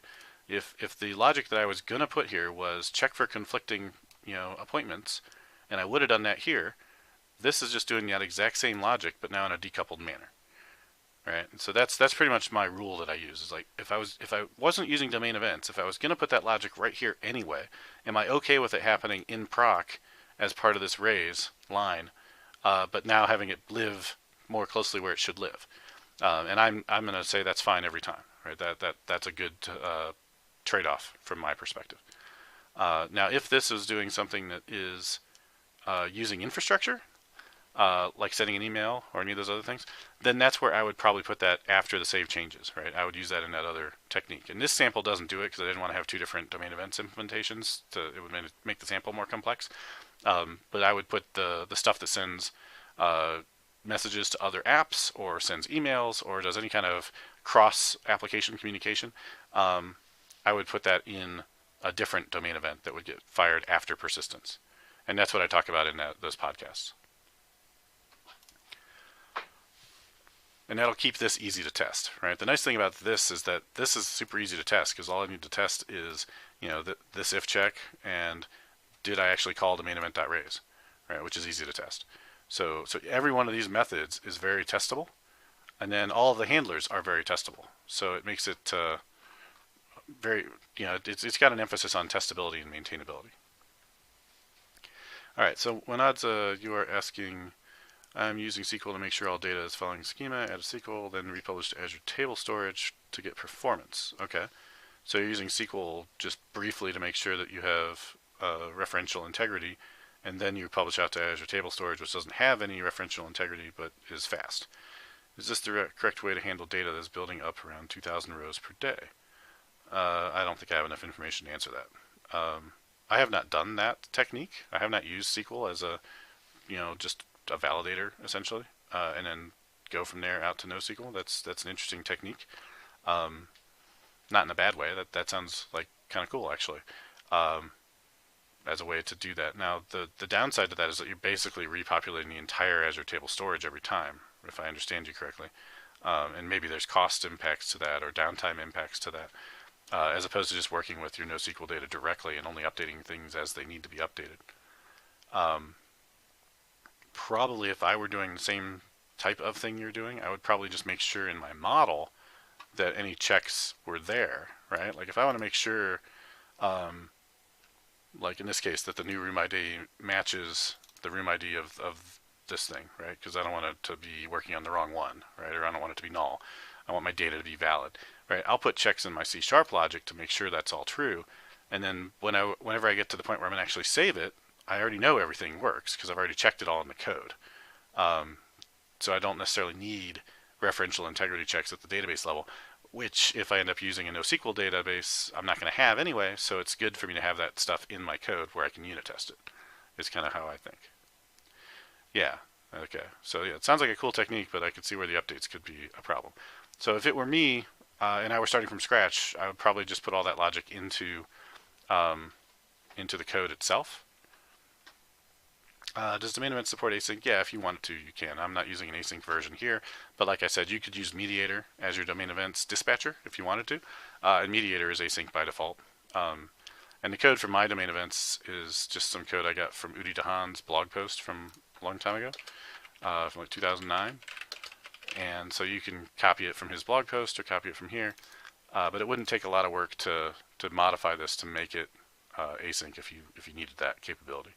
All right, you basically would just change these things to be async methods and go from there. Okay, in my case, I didn't really want async for this app sample. And remember, this is like from 5 years ago, so async wasn't exactly all that common at the time. If I update this to use ASP.NET Core and it's using async controllers and async DB context, then I would probably make the domain events async as well, just so it's consistent with how the app is done. All right, so with that, I'm going to send you guys over to Dev Intersection, where Jeff Fritz and Rich Campbell are talking with somebody. I thought I saw Kathleen Dollard on there a second ago. So let me see if I can figure out how to do that. And maybe I'll join you over there for a few minutes. So I'll get my dashboard and let's say pick a channel to raid. Dev Intersection. I'm going to be speaking at Dev Intersection in June, by the way, if you want to join me there. Pick a channel to raid. And there we go. So you might want to follow their channel as well. They're going to have some interesting stuff to talk about from different speakers. They had me on a few weeks ago. So it's a good stream to check out. And I will see you next Friday. Have a good weekend. Bye, guys.